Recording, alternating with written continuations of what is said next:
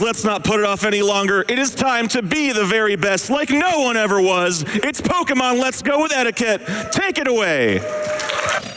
Woo! All right. Welcome, everyone. So I've already got Eevee loaded up. Which game did win, Eevee or Pikachu? Uh-oh. No. Well, wouldn't you know it, got pushed off my screen. Give me a second. No problem. So I was about to drop 1K for Pikachu right now. Yeah, right? All right. It is Eevee. Yeah. Okay. Darn it! All right. You guys chose well. How dare you? Yeah, Eevee's the better version for sure. Hard disagree. All right. Same. I am. Wait 1 second. All right. I'm doing Eevee. Just making sure. All right. Are we good on timer? All right. 3, 2, 1, go.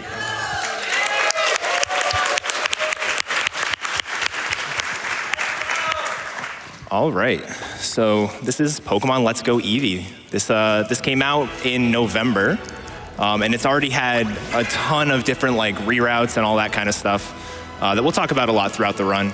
But this run is quite a different speed run than like a normal traditional Pokemon run.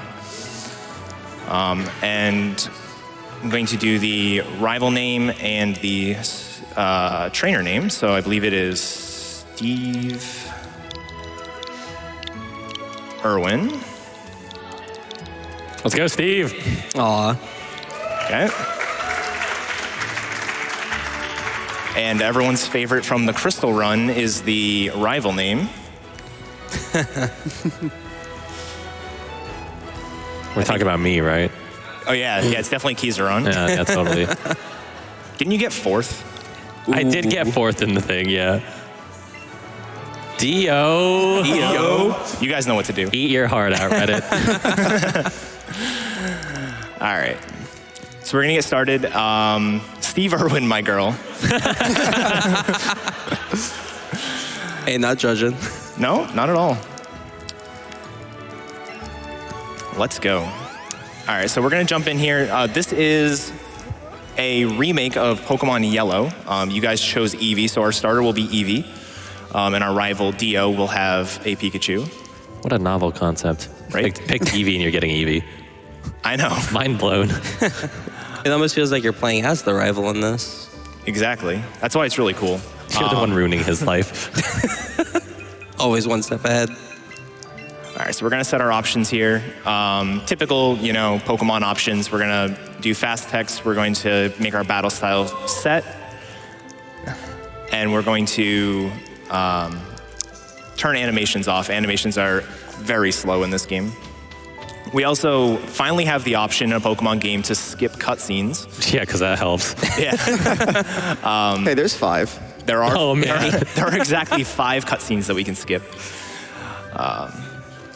So just like every other Pokemon game, we're going to hope we get a good starter. I do have 2 backup save. Well, I have a backup save for Eevee if the starter we get is not good. Normally I would just sort of sit here, save before this, and do a reset, but the resets for the starter are actually very long. They're like 2.5 minutes, because you have to save before this cutscene, and you can't actually check your stats until almost like 90 seconds later. Wartab has something to say about long starter resets. Yeah. 15 minutes for Sun and Moon. Oh, yeah. It's crazy. Yeah, this is sort of like a middle ground in terms of the Pokemon resets for starters. And you're also going to get to see the first example of a new mechanic in this game, motion controls. Great. Yeah, every good game needs motion controls. The motion controls are a bit finicky, but once you get really good at them, they're pretty consistent. So hopefully we don't have too many like missed throws or breakouts or anything like that. The nice thing when you're using the Joy-Cons is that the ball throws kind of auto-center a bit, so it's a little bit easier to aim at a lot of these Pokemon that don't move very much. Yeah, you'll see that a lot. And sometimes that can really mess you up. Like, sometimes Pokemon, as we're going through the run, we're going to be catching a lot of Pokemon if you don't know anything about the game. And the Pokemon can be on the middle of the screen, they can be on the sides, they can be like halfway to the side of the screen. And sometimes the throw is going to auto-correct to a spot where you don't want it to go, but the game really wants it to go.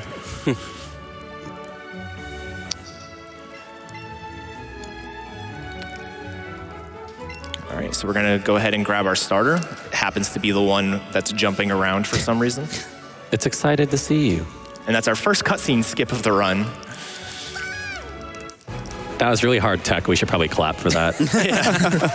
There we go. All right, I'm gonna not nickname it right here, and I'm going to check its stats real quick. And one of the nice things about this game is it actually lets you just change the name of the Pokemon right from your Pokemon menu. Also, don't ask what's in the third ball, because no one knows. Brave is fine. Yeah, Brave is fine. So what is the starter name? Sorry, I should have given you a little heads up.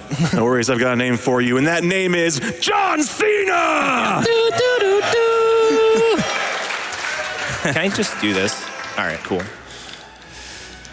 Yeah, that's gonna be a thing, isn't it? It never ends. Remember back in 2015 when John Cena was the name of 2 of the Catch-em-all incentives? It just won't end.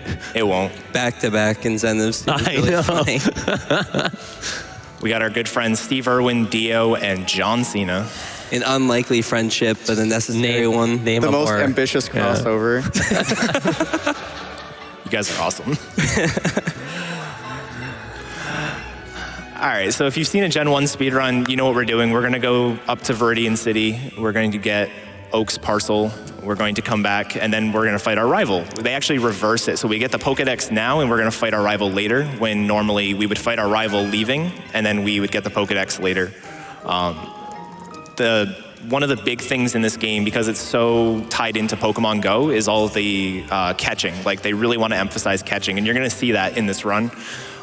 There's actually a requirement later on that we have to catch a ton of Pokemon. So, Holy Bellsprout. yeah. Yeah, if you're more used to a traditional Pokemon game, you may be a little bit confused by the Pokemon in the overworld. That's actually how all the encounters appear in this game. So He's just really good at manipulating encounter lists. Yeah. I wish I Yeah. could do that. you won't actually get encounters in the grass, but if you run into one of those, you'll get in a battle with them. We will still get repels a bit later, which you might think we might not need them because of that. But later on in the game, like in Victory Road, there's a lot of little tight areas where if there's a Pokemon there, it's really, really bad. So we're going to grab a few. Yeah, especially because their sizes vary quite a bit. Yeah, and fast travel's a really good feature. Yeah. Yeah, that had me like have some hopes for speedrunning. I'm like, oh man, there's some quality of life changes. And it's like, oh, but you got to catch 50. Haha. Yeah, so I guess we can talk about that now. So one of the things they added, like a little gimmick to this game, is every gym has some sort of requirement to enter. Like the real controversial one when it was first released was the first gym. In order to get into Brock's gym, you need to have a water-type Pokemon or a grass-type Pokemon. Fun fact, you can't catch a water-type Pokemon before that point. So you really have like a choice of 2 Pokemon that you can use to satisfy that requirement. And then there are a bunch of other requirements. In order to get into Misty's gym, you need a level 15 Pokemon. And the big one that the speedrun is really built around is in order to get into Koga's gym, which is normally the 5th gym, you need to have 50 unique Pokemon registered in your Pokedex. Yeah, and that's going to lead to some really cool strategies throughout the run, because I think it's going to have to track his 50 Pokemon and plan it out really well. So that'll be really cool to see how he does that. Yeah, and they actually reweighted experience quite a bit in this game too. So a lot of your experience comes from catches more so than fights. So it's actually really important that we get good catches and get a lot of experience from that. Yeah. You may have noticed when you threw the ball at Eevee earlier, it said great.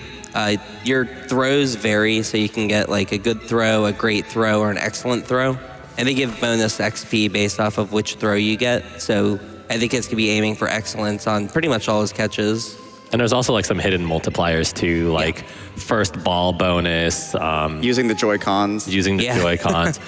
You actually get an experience boost if you're using 2 controllers, and you also have like better catch rates as well, which 2 controllers is actually something that used to be a separate category, but then we as a community got smart and realized that that was silly. So you're actually going to see him whip out the second controller every now and again. It's going to be pretty cool. You also get to see that in battles too.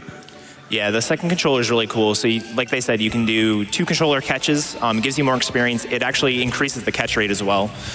So some places we're going to use it more for the experience side, and sometimes we're going to use it to increase our catch rate, especially a little bit later on in the run.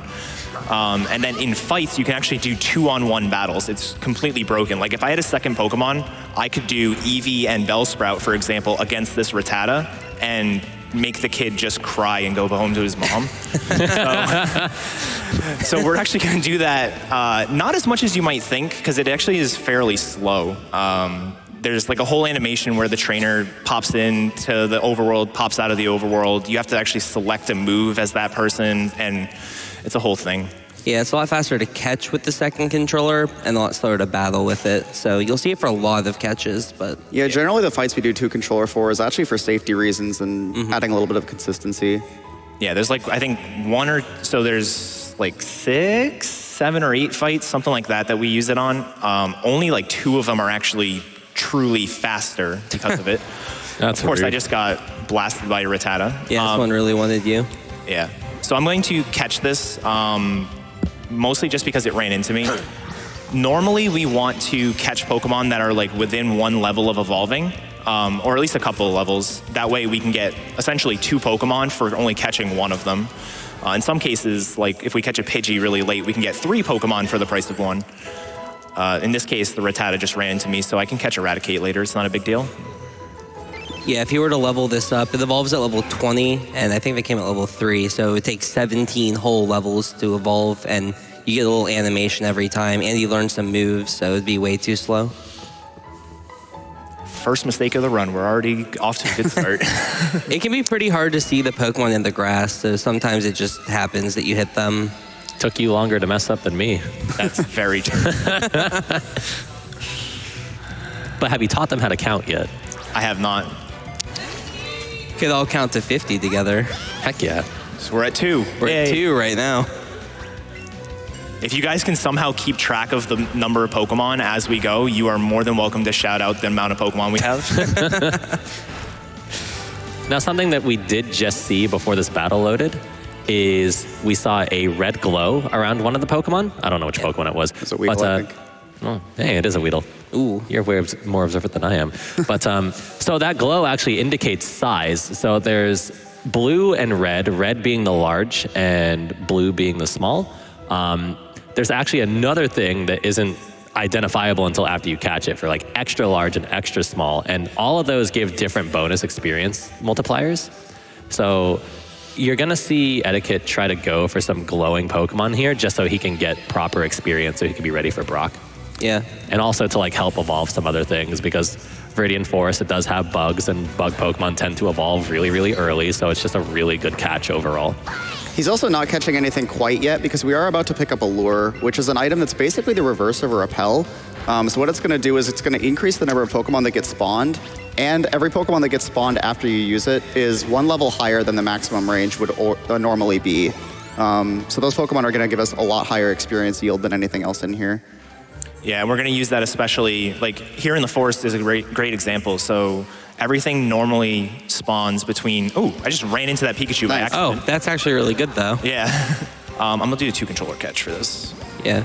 Pikachu is one of the best bonus Pokemon you can get here because it's very easy to evolve. You just slap a Thunderstone on it, and it's basically 2 Pokemon with that. Yeah, so generally how the catch routing usually works is that we have a set number of Pokemon that we plan to get every single time. There's around 35 probably of those. And then everything else is kind of wiggle room, and we kind of just play off of what we get. Nice. Hey, you encouraged them. You should have known after being part of my run. You can also notice right there how much experience that catch gave, especially compared to the battle experience. I think you got, 2 levels on the Eevee from that? Yeah, 2 levels on the Eevee. And you'll notice I also got 2 levels on the Rattata, and you saw how slow that is. So imagine me actually evolving this at level 20. It would just be crazy. But yeah, so everything here spawns between level 3 and level 6. Once we use the lure, everything will be at level 7. The bugs evolve at level 7 and then level 10. So you can sort of see we would potentially catch a level 3 bug, or we can catch a level 7 bug, be 1 level away from evolving, and get a ton more experience.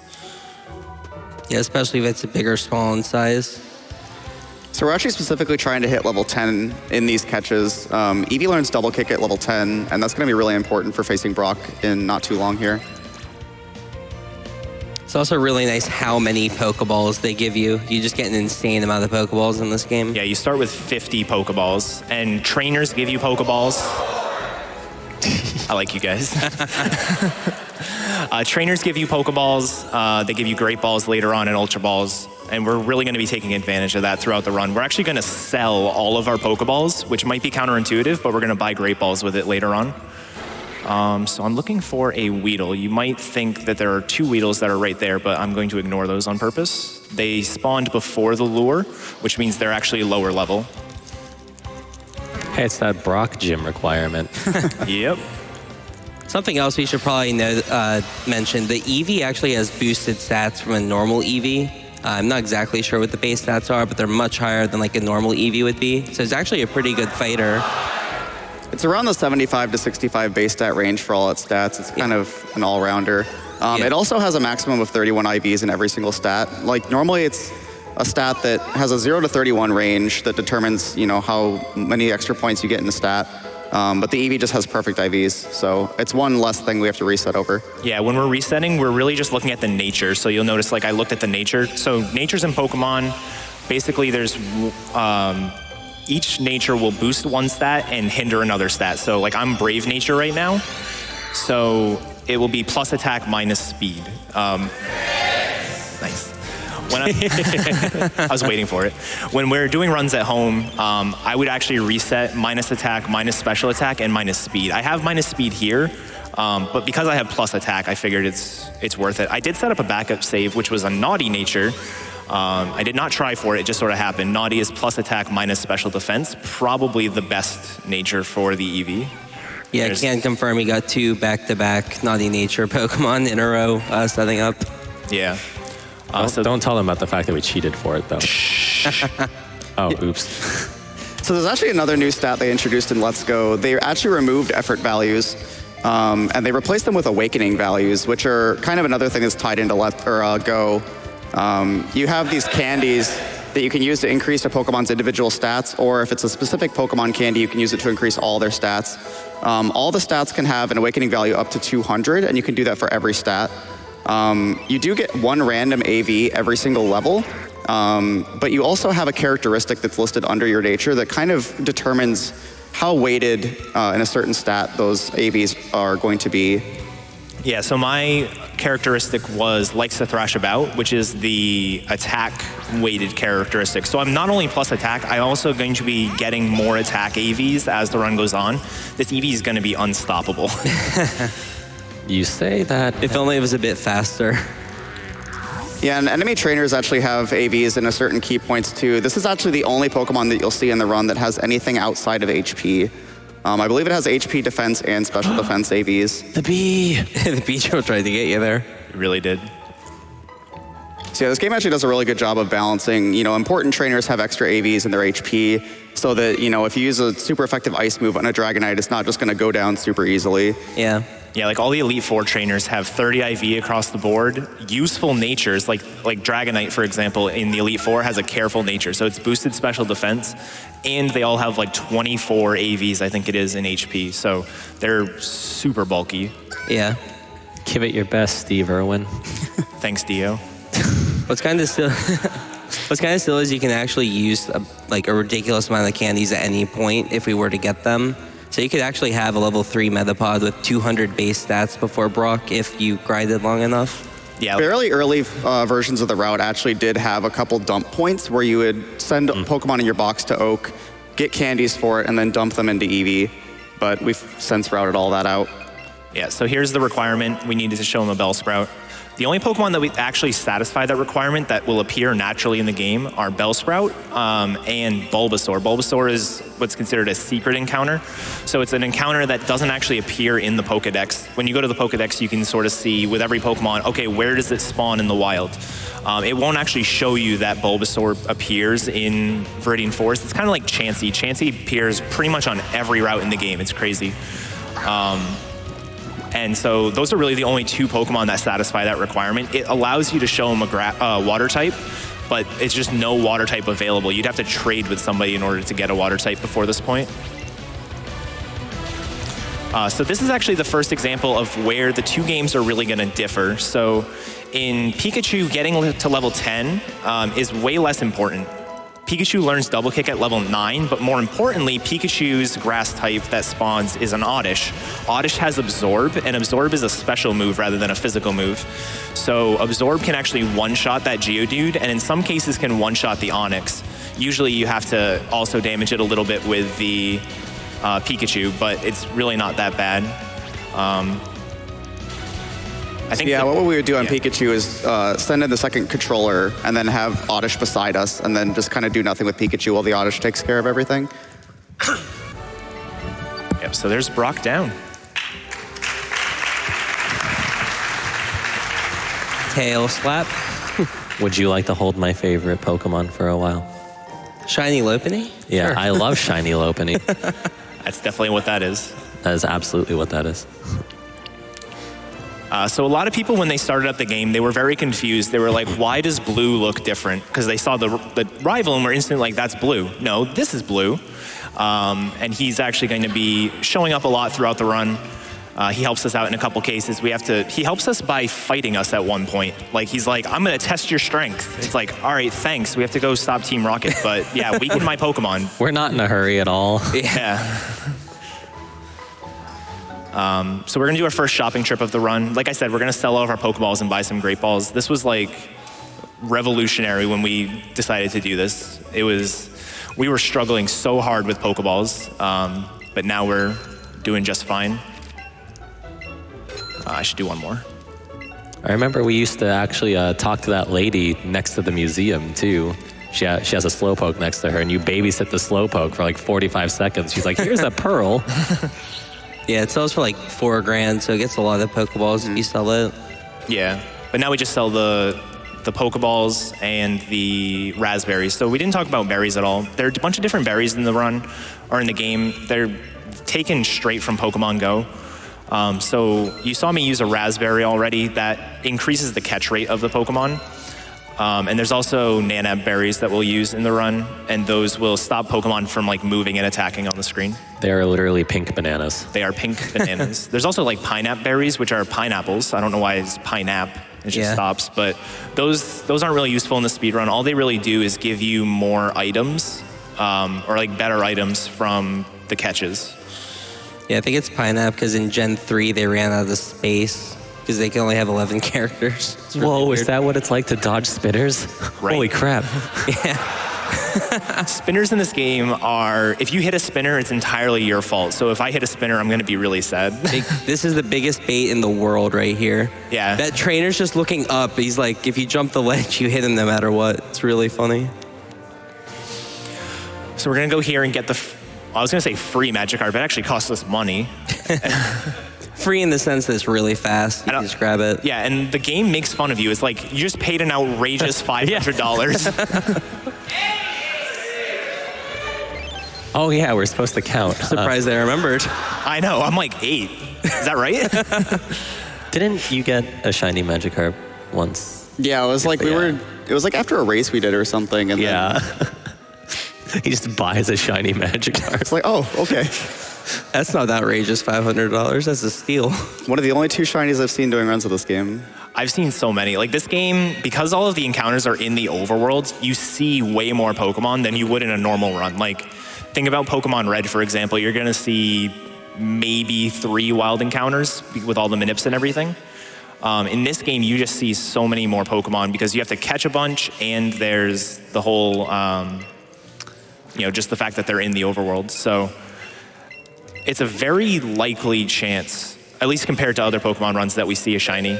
I've seen probably like 10 doing runs. We should also probably mention he's allowed to just use the PC to deposit and withdraw a Pokemon whenever he wants. That's what you see when he's getting rid of like his party Pokemon. It's actually really good in this game that you're able to do that because normally in a Pokemon game you have to go to a Pokemon Center, walk up to the PC, change Pokemon around. But since he's catching so many, it's really useful in this game to do it whenever he wants. Yeah. It is important to note that doesn't heal your Pokemon like putting Pokemon in and out of the box does in older games, just because that would be completely broken. Oh yeah. Yeah. Middle of the Elite Four, just swap your team around.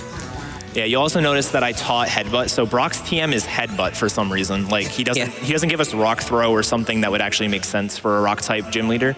He gives us Headbutt, and Headbutt is a pretty powerful move on its own right, but it's also a normal type move. Eevee's a normal type Pokemon, so it gets what's called the same type attack bonus, or Stab. And Stab basically gives every move that you use a 1.5 times multiplier. So instead of being a 70 power move, it's like 105 power. It's pretty crazy and pretty broken, especially this early in the run. It also causes flinches, which is just really useful. Ooh. Hey, there's a Paris. He's going to go for that. Probably not the Zubat. No. Zubat we'll catch later. That way we can evolve it. But Paris, this is the only place Paris spawns. And it's at a low enough level that we're not going to try to evolve it or anything. But it's just a nice Pokemon to get when it's not jumping around. You'll also notice he does a Great Ball and a Pokeball. That's just to save a bit of money. So it just takes the highest tiered ball and uses that for the value. Yeah, like you notice that I sold all my Pokeballs and I somehow have Pokeballs now. That's because the trainer that we just fought gives us 3 Pokeballs. So we're able to, like 9 times out of 10, I catch 3 Pokemon here and I just got 3 Pokeballs. So it's like perfect. It's almost like they planned it for us. Now, something to note in terms of routing is, in a normal run, we wouldn't normally go in this room. We'd actually skip it. But for the sake of marathon safety and whatnot, Eddake's going here to get an extra Moonstone. And that extra Moonstone's going to help ensure that we get to the 50. Also, remember when you were like, hey, I wonder if I'm going to be able to keep count of how many Pokemon I have. Yeah, when we do runs at home, we have like a Pokemon tracker and we like mark things off. And I'll typically start with 50 Pokemon marked, and then I'll adjust it as I go throughout the run. Mm-hmm. But for this purpose, I didn't want to be like staring at a laptop screen the entire time. So I feel attacked. I feel attacked. It's very unprofessional. How dare you?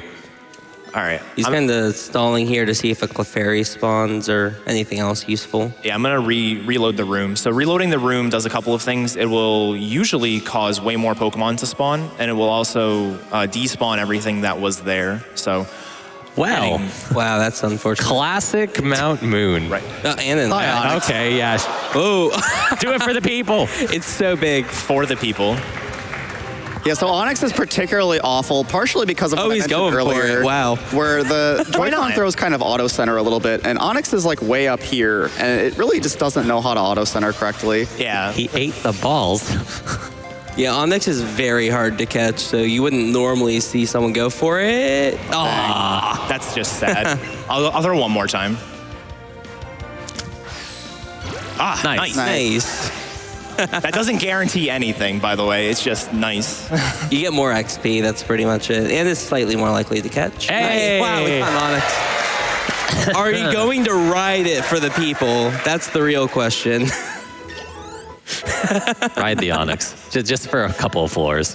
You got to do it. You guys don't know how bad this is going to be. This is it's hilarious. Yeah, you can ride Pokemon in this game, and usually they give you a small movement boost, and they can be pretty comical. Yeah, Onyx does not give you such boost, but it is a It's a thing. it's an experience.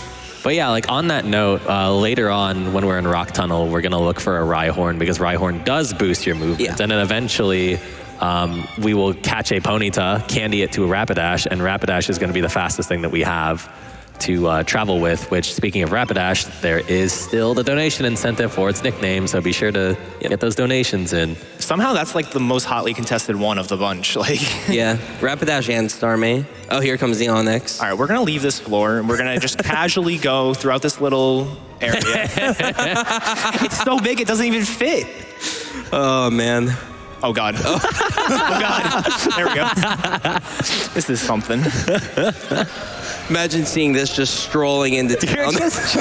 You're just chilling, and all of a sudden, This spitter dodge with the Onyx. How Nice. does she not hear you? Turn around. and then your support trainer's just like, hello? Yeah, it's actually really nice when you're on Mount Pokemon. Your hitbox, as far as spinners are concerned, is not the entire Pokemon that you're on. It's basically just where your trainer is. Yeah, Onyx Thank especially. God. Like Onyx is actually, it looks really hard to dodge, but its tail's hitbox is just empty. Like Yeah. you can walk through its tail and it doesn't actually hit the Pokemon. Yeah, you're basically just a big cylinder, pretty much. All right, cool. I'm gonna get rid of Onyx. I'm sorry. Yeah, now that all of his Boo this Pokemon- man! Boo! No fun allowed.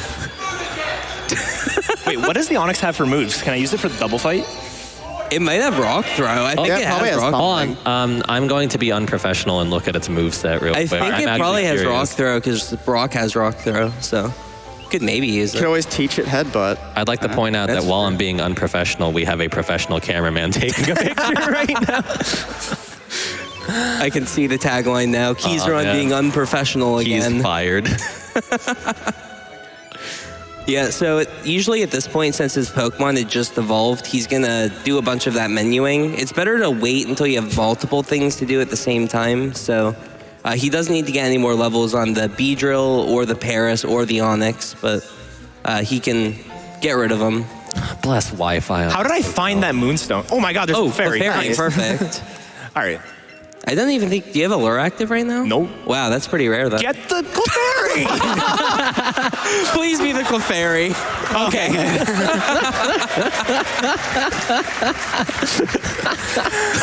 Why is Onyx so stupid?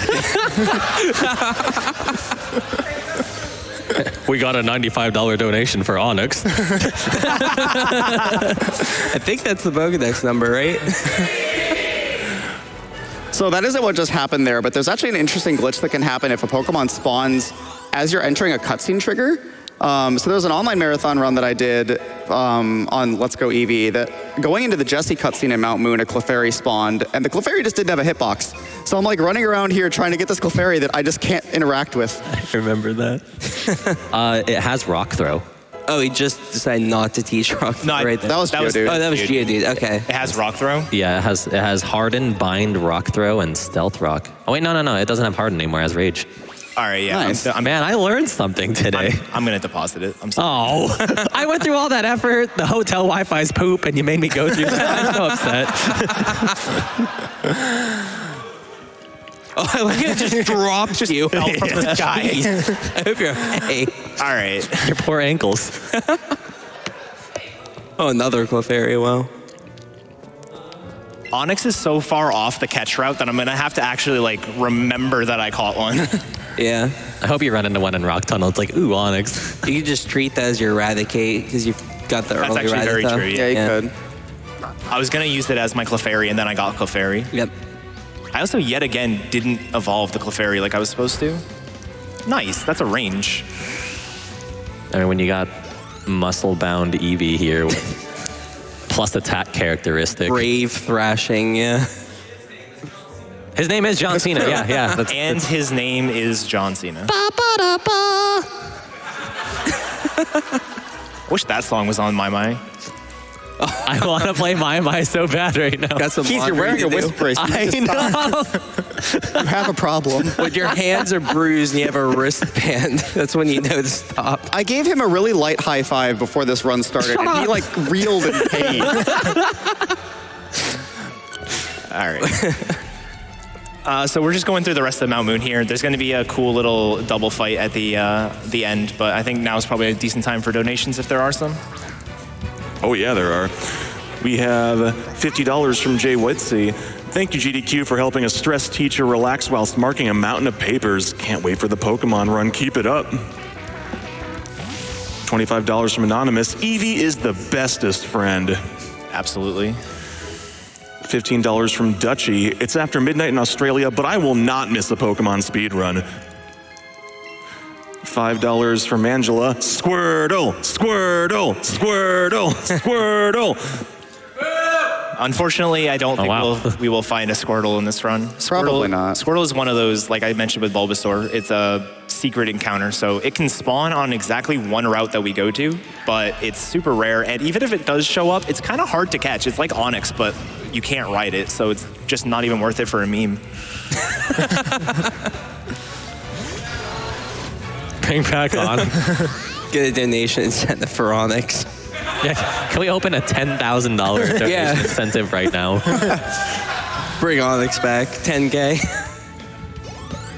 So there's actually another experience threshold that's kind of nice to hit leaving Mount Moon. It looks like we might get either close to or hit. We should hit it, yeah. Which allows us to do Misty before we do the Nugget Bridge segment, which saves like around 15, 20 seconds probably. It's just basically saving on movement. But because Misty's gym requires us to be level 15, if we aren't 15 yet, we kind of have to go up and do Nugget Bridge and then come back down. But You. Also, after this fight, we get to pick a fossil. What fossil do you guys want me to pick, Dome or Helix? I mostly heard Helix, so go Dome. All right, I think Helix is the one on the right side, right? Yes. Yeah. I'll make sure I grab it. It doesn't matter which one we grab in the normal speedrun, so I'll go with the fans and grab the one that they all want. Or you can listen to me and not get banned from the community.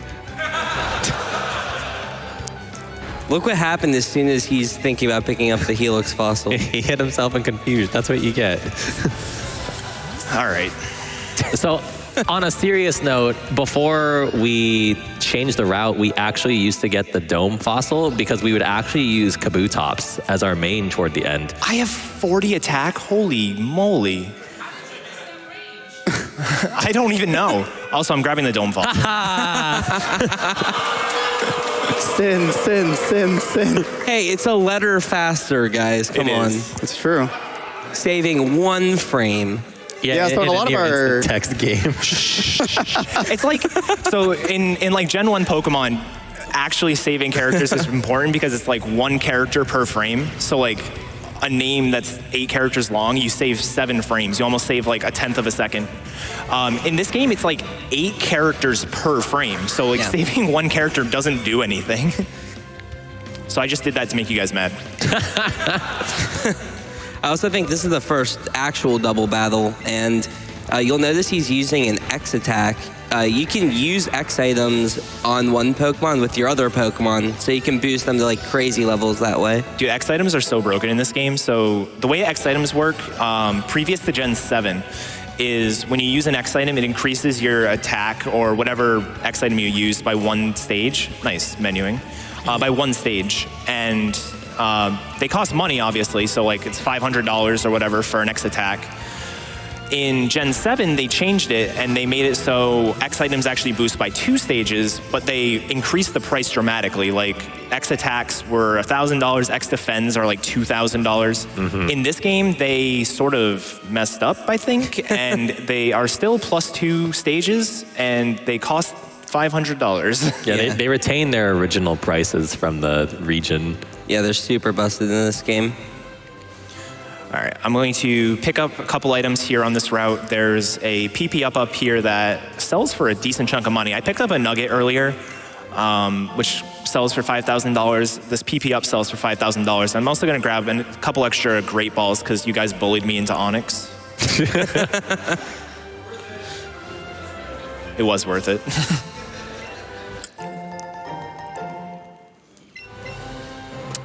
All right, and so now you get to see basically the reason why Eevee is faster. So yeah, we didn't actually talk about that. Eevee is the faster version.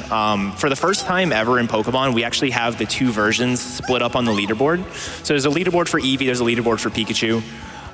You're welcome. Yeah, they're like about 90 seconds apart. The actual records are only about like 15 seconds apart, but the Pikachu record is a better quality run than the Eevee record is.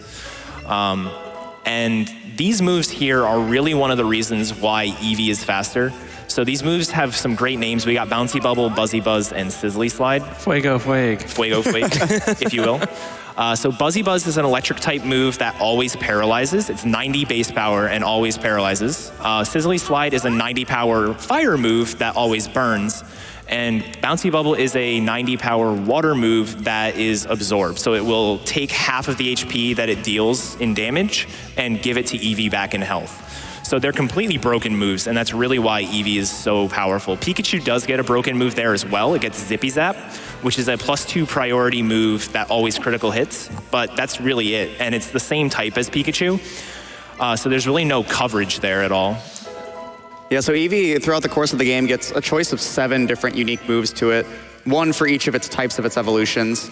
That's another thing to note, too, is these starters don't and can't evolve. But yeah, Pikachu only gets 3, and its moves later, the secondary effects of them are a lot more lackluster than Eevee's even. Yeah, like I think it gets a move called Floaty Fall, which is a flying. It's like one turn fly, but it can flinch. Yeah, and it also gets I don't even know what, like Splishy Splash. It's like Surf, but it can paralyze. Yeah, that's what it is. And it's not even guaranteed like Buzzy Buzz is. It's still like a 30%, I think. And what just happened right there is actually an interesting thing to point out. So whenever you get status, sometimes the game just takes a while to think about what's going on, which is why he was kind of stuck on that trainer animation for a little bit. Yeah. All right, I'm going to building with status. I'm going to deposit the Butterfree here, and I'm also going to save the game. This fight isn't terribly dangerous, but better play safe than sorry. That's what the save screen looks like? Yeah. I don't think I've ever actually saved in this game. It's actually pretty quick to save. It's really slow to reload from one. That's kind of the issue with it. Yeah. Yeah, there's no like soft reset. You have to go back to the main Switch home screen and load the game back up, and there's a whole cutscene, and it's just a whole thing. But yeah, conveniently we get that electric type move that always paralyzes right before fighting Misty. Starmie is faster than us, so we're actually going to use turn 1 to paralyze it, and that way we'll be faster than it turn 2. It has Scald and Psywave. Scald is a water type move that it's like 30%, I think, to burn. And we're actually going to be using a Starmie later on, and we're going to teach Scald to it. Luckily, we didn't get burned. And now we're faster than the Starmie. We get to watch it be staticky. Yeah. And then we're good. Just staring at us menacingly. So that's 2 badges down. Yeah, you're really only scared of a critical there, which is 1 in 16, so... Or is it 1 in 24 in this game? 1 in 24 in Gen 7, yeah. Okay, so it's slightly less likely than before. Crits also only deal a 50% extra damage on like ×2 in the older games. Yeah. Hey, crowd, you're still with us, right? Yeah! How many Pokemon are we at? 50! All right, awesome. We just saved. They probably just saw it. No, see, it's testing. It was them pretty out. fast. They didn't have time. So we have 2 badges pretty quickly into the game. I hope you're ready to not see any for quite a while.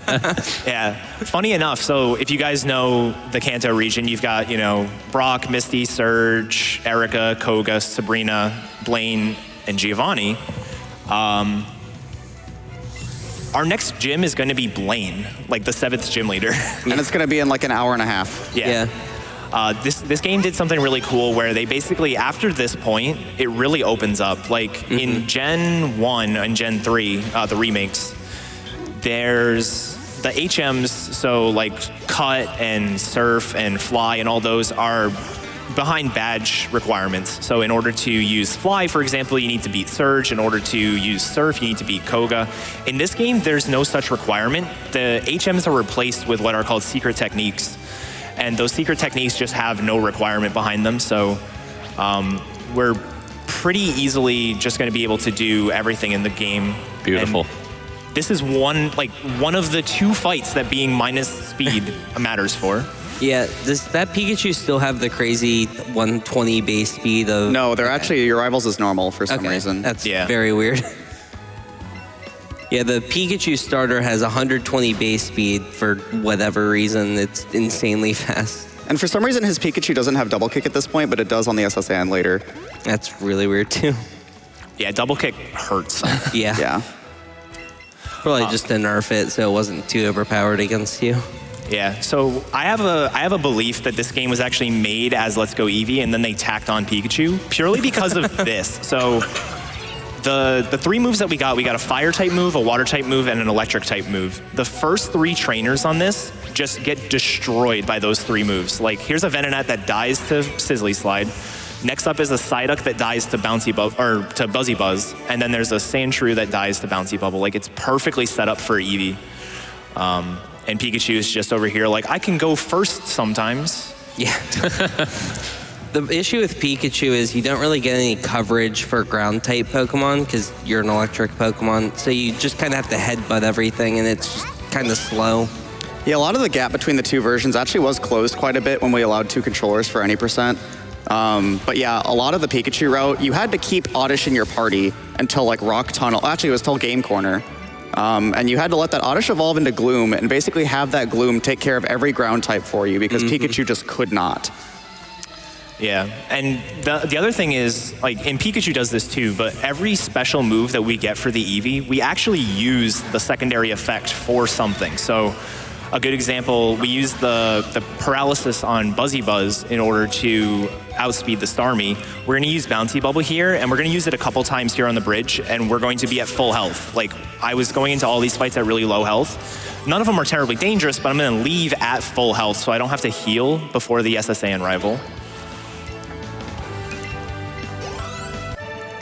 And we're also going to be purposely burning a couple Pokemon a little bit later on. Specifically, there's a Machop that uses like Brick Break against us, which is super effective. But because we burn it first, it halves the attack of the Machop, and it does way less damage to us. That would actually be a scary fight if we didn't have the broken move. Now, do you get Fake out here? Probably. Game's easy. Nice. Look at that. The game knows I'm playing and not you, Keith. Hey, shut up. How dare you? Keys is still being Moon fighting another spinner right now. Yeah. Riding his Onyx victory. He'd be riding his Onyx right now. Yeah, Ouro and I actually did a speedrun underground race, and I went out of my way to do some of the dumbest stuff. Like, I caught a Beedrill, which you don't do. We also had a fun extra incentive in that race too to go up to 75 catches instead of 50. So like both of us ended up taking a trip to Seafoam and doing stuff there. And of course I first balled a Jinx, which Keys wasn't able to. No, not at all. Upsetting. So fun fact about this fight, you'll notice I walked in front of him rather than talking to him. If you talk to him from the bridge, the background for this next fight will actually be Nugget Bridge. And if you walk in front of him like I did, it's going to be like an open field. We noticed that fairly recently, and there might be lag implications. So like that actually could be a thing that matters at some point. Right now, we don't know. So I'm going to assume this is faster. I should have just told you guys this was faster. Like, I don't know why They would have believed it too. 7 frames faster. Exactly. I just tested it. It's faster. Oh, yeah, okay. I believe it.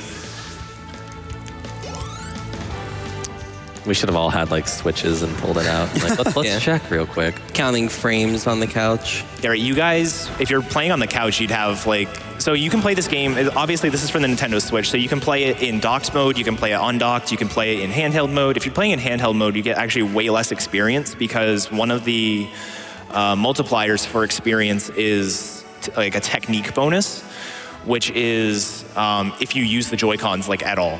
So you lose out on that experience, and not only that, if you're playing in undocked or in handheld mode, the game lags in some places. Also, these guys are blind. Yeah.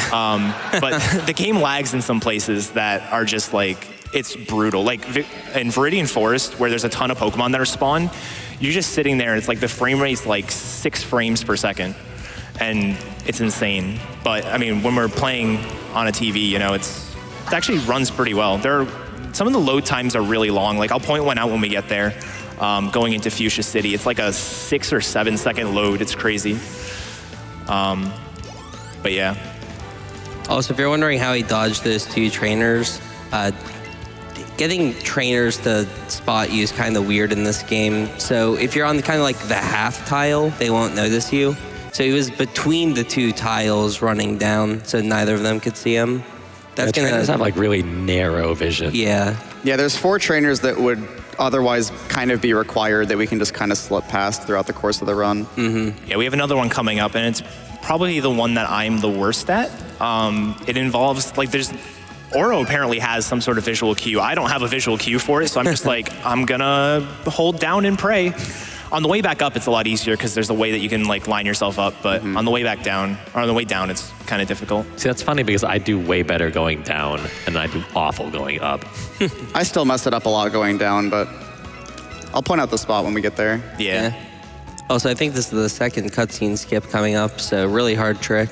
Yeah. Yeah, we need some serious time. It's frame perfect to get it frame perfectly. What? Hey, he did it. Clap. Frame perfect cutscene skip. Let's go. To get it framed perfectly, I love it's you. frame perfect. All right. So we're done with Cerulean. In the original games, in order to get out of Cerulean, There's like a house that was burglarized, and Officer Jenny is in front of it. I almost said Officer Joy. That would have been bad.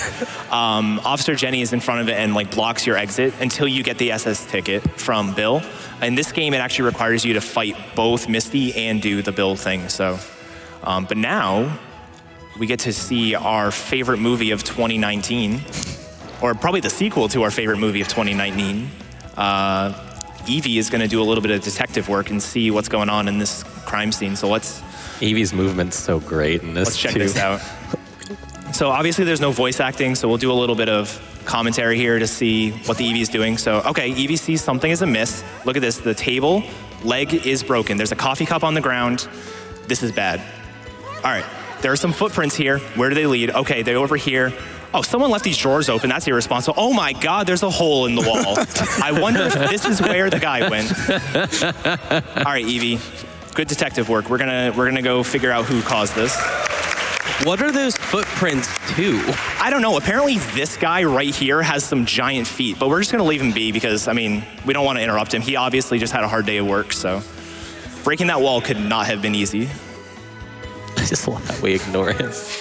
Yeah, I think you actually fight him in the Pikachu route because you need dig just to deal with a lot of the rock ground types, but we can skip it in this. Yep. So here we're gonna pick up a couple Nanab berries and we're gonna do a little cute cutscene. That's Keys' favorite. Oh no. That's not GDQ appropriate. Man, this cutscene is something. Yeah. Let's all hold hands. Hold still for a second, Steve Irwin. Oh, I'm getting rejected. No. All right, there you go. Shen's it. There we go. Careful with his hands. He's Okay. very injured. He did a lot of laundry today. Yeah, that's what we did after the interview. Yeah. So he gives us a couple of revives here. It's actually really nice. Normally for like a marathon safety, we would buy a couple of revives, but he just gives us 3 of them, so we don't have to go out of our way to do anything super safe. That's generally like the perfect amount too. Like even in no reset runs, that's generally all you ever need. The only unfortunate thing about that is you need to have other Pokemon in your party to use the revives, and I don't think you have any other Pokemon in your party right now. I do not. Yeah, so sometimes they won't be useful, but other times they will be. All right, so I'm gonna pick up a couple of money items here. The first and third money item I pick up are actually RNG. Pretty Wings are the worst ones to pick up because they're only worth $500. I only need $1,000 extra. So getting 2 Pretty Wings is fine. Okay. Oh, look, it's like you called it or something. I just called it. You can also notice Eevee's tail wagging whenever you're near an item, even item balls. Yeah, like there's another one over here. Yeah, so you can see its tail wagging a bit. I didn't know there was one over there. Holy crap. Yeah, it's a healing item. It's a healing item, yeah. I think it's a healing item. It's either a potion, a super potion, or a hyper. No. God, could you imagine a hyper this early? It's like getting a full restore this early or something. Wait a minute. There was one time, there's a hidden item near the poster in the game corner that I just like randomly picked up one time on accident. Ooh. And it was a max the first time I got it. Wow, that's and very I thought good. it was amazing, but Yeah. I found out that was random too. So as you can see, we have Firefox and H-Box. That rhymed. Keys' new main. Yeah, it was actually the 2 best Pokemon you can get on this route just immediately appeared. So instead of going up to get the rare candy, the kid's like, whoa, hold on, gotta turn around. All right, there's a count. Yeah, it's been a while. Yeah, so again, we're going to be evolving a lot of Pokemon, and Pokemon like Vulpix and Jigglypuff are particularly good because they evolve with stones, and those are the fastest way you can evolve. There's an Abra right there. Yeah. Wow, really? Jeez, that's crazy. So Abra's actually interesting in the overworld. It's like basically the only Pokemon that you have to sort of interact with. Okay. Yeah, sure. Did it work? Yeah, to kind of Incredible. Okay. At least it's still All right. Yeah. He won't get a ton of XP for that because he didn't get any of the like big multipliers. Whopping but 92. Yeah, not that big a deal. He got the Jigglypuff, that's what matters. Yeah, so I actually, what Ouro was saying before we messed that up, I have to approach the Abra kind of weird because it will despawn if you like run directly in front of it. So you have to approach it from behind and sort of scare it. It's huge. I'm gonna switch to Pokeball here, and then, so because I ran out of Pokeballs in Mount Moon, I was throwing double Great Balls, and I meant to use a Nanab, whatever. I should probably use one. Whatever, I hit it. Well, you didn't, but you did. I hit the Pokemon. Oh, did you hit the circle? Yeah, so for the 2-controller catches, we actually put both Joy-Cons in the like holster controller that you have. And even when you're doing both at the same time, the game still sometimes misinputs and just kind of staggers your throws. Yeah. I still have to go up and get the rare candy. Yeah. Normally the first thing you do when I get into this route is get the rare candy, but... Yeah, everything he needed just appeared. It's like, I'm going to go get everything first. Now, something to point out, too, about that Abra is if this were actually the Pikachu version, we would not be getting it most likely right now because the Pikachu version actually utilizes a Kadabra later because, as mentioned before, Pikachu is not nearly as busted as Eevee. You can actually just use Wigglytuff for that same purpose instead. Come on. Yeah, normally you want to just wait until they stop jumping around because it's really annoying to catch them when they're jumping. Yeah, like the excellent bonus is not only good for experience, but it actually increases the catch rate as well. Nice. It increases the catch rate as well, so like this is one of those good areas. We actually are doing this a little bit for experience, but we really want to get the excellence more so for the catch rate. And I think the only other thing that I'd be willing to catch here is a Psyduck, which is fairly uncommon, so I'm just gonna go past it. All right, so here's Trainer Skip. Yay, we did it. Hooray! That's way more difficult than it looks. For me. Yeah, there's a dark spot in that light dirt patch that you can kind of line your left foot up with, and that's usually what I used to go down. But when you're going back up, you can just line yourself up on the middle tile in Vermilion and just go straight. Act like I know my left from my right. I think normally you would sell the fossil here as well for money, but not going to here just for safety. But I think you're really far ahead on Pokemon right now. Yeah. So I'm gonna buy a bunch of things here. We're gonna buy some healing items, a couple escape ropes. We're gonna buy a bunch of lures, and this is gonna be really important for a couple of the catching segments. Like so far I've just been picking up lures, but we're gonna buy a bunch here. That way we can just use just a ton of them. Like we're about to go into Rock Tunnel. We're gonna use probably like close to 5 of them. X speeds, and then 3 of these. Now, guard spec isn't something that a lot of casual players really use.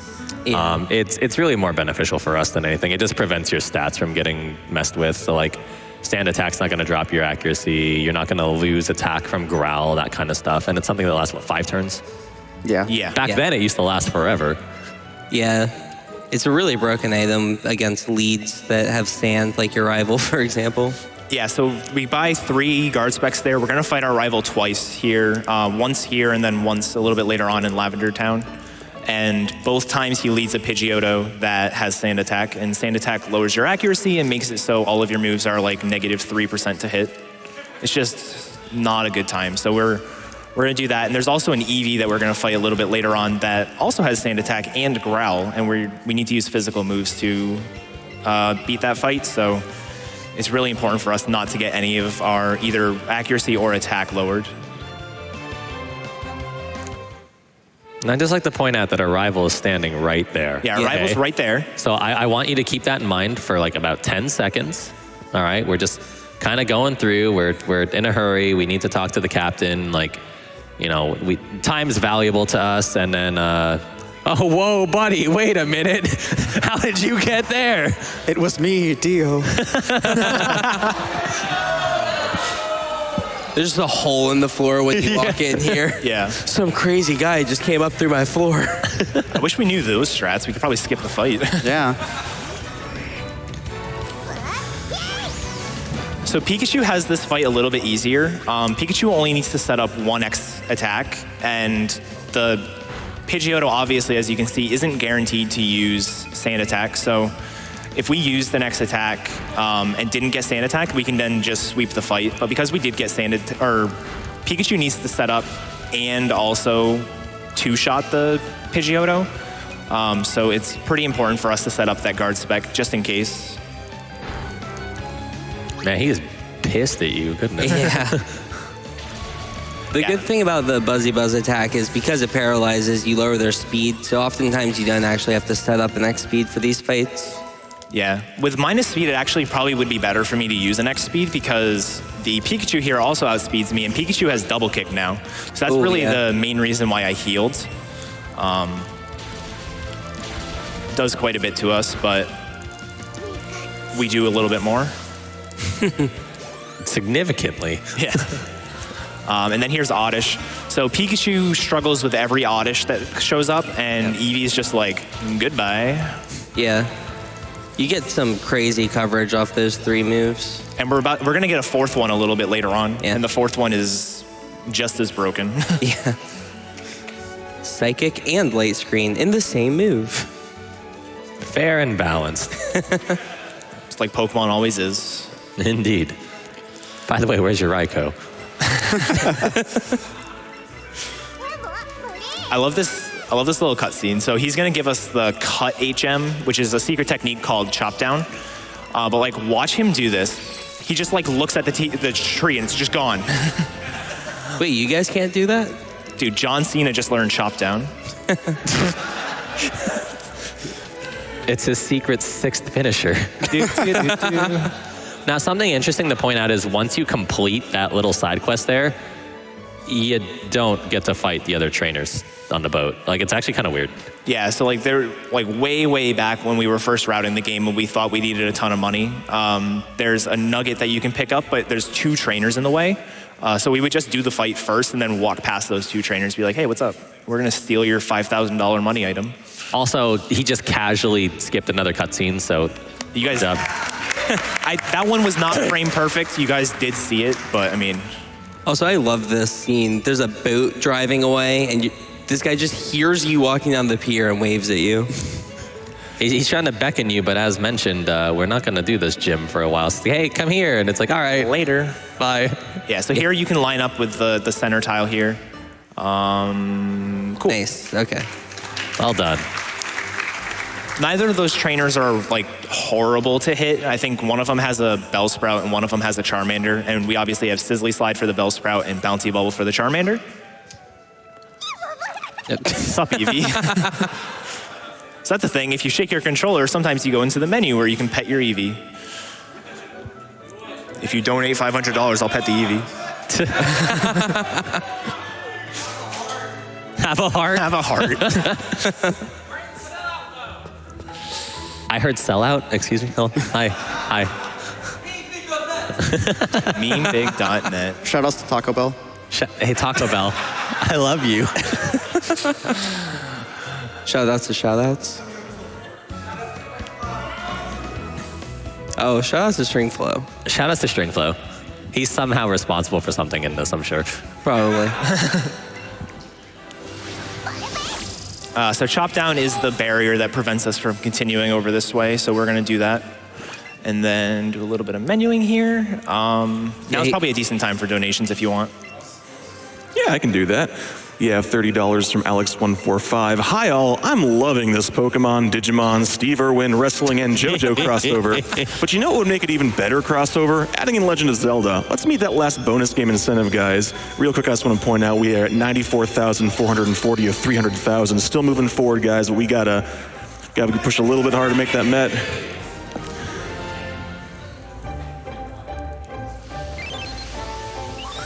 And you've opened a Pandora's box here. We have $50 from Chris Ward. Had to donate for Mr. Onyx's Wild Ride.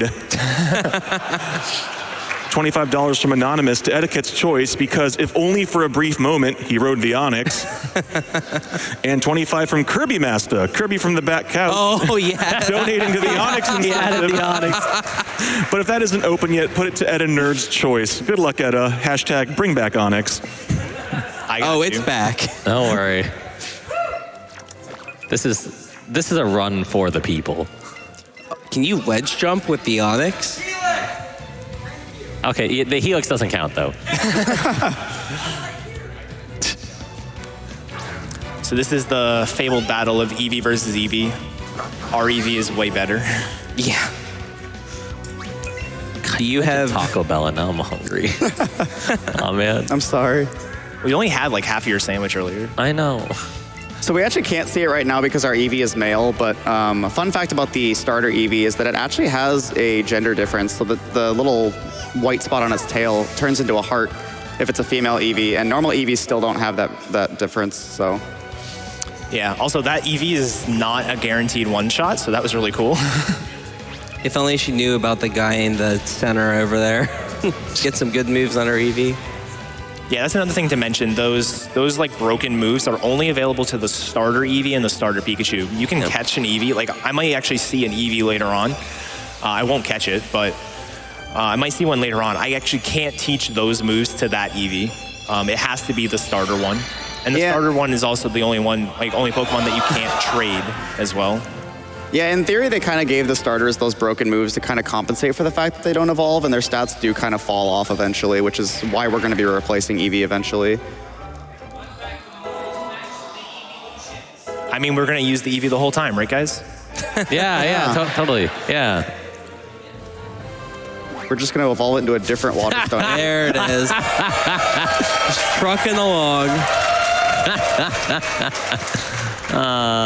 This is going to be great getting Pokemon on this thing. Get out of the way! Actually, I need this. I can catch this.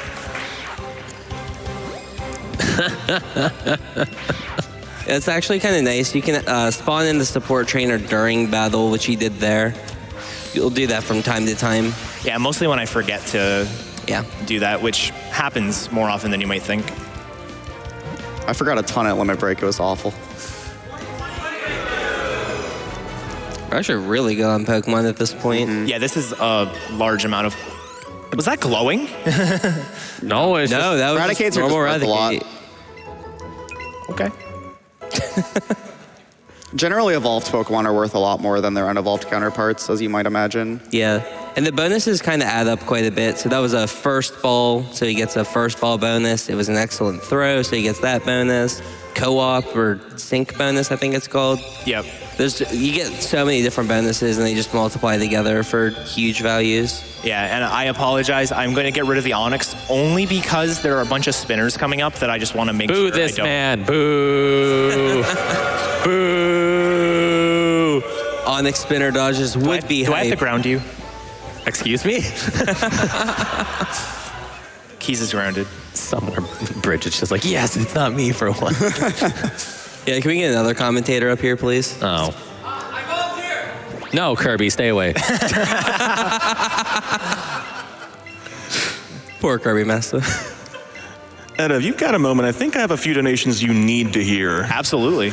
All right, we have $500 from Pet the Eevee saying, do it! But wait, there's more. We have $500 from Drantha who says, pet that Eevee. $500 from Private Meta who says, pet the Eevee now. $500 from Elspeth, pet the Eevee. $500 from Ariel, calling your bluff here, Eddaket. $500 from Gynadactyl, pet that Eevee. $500 from Jay Broman, pet that Eevee. And $500 from Lady Adelaide, pet is- the Eevee. Wow. Pets out of the kit. We need at least 6. Pet the Eevee. That's at least 6 pets. Yeah, there we go. Woo! Oh, That's yeah. 2, Oh, man. 2, 3. 4. Oh, wow. Oh, wow. That was a good one. Aww. Oh, There we go. okay. There we go. Yeah. I'm good. You're welcome. I apologize for your wallets. Welcome to my first lesson of selling out. Where does the controller go? All right, there we go. Apparently petting the Eevee gets rid of the second controller. New strat. But you see, your other hand is holding your support trainer's hand, so you needed that hand available to pet the Eevee. Sound logic. Oh, we're already halfway there. 25. Oh my God. Halfway there. Whoa.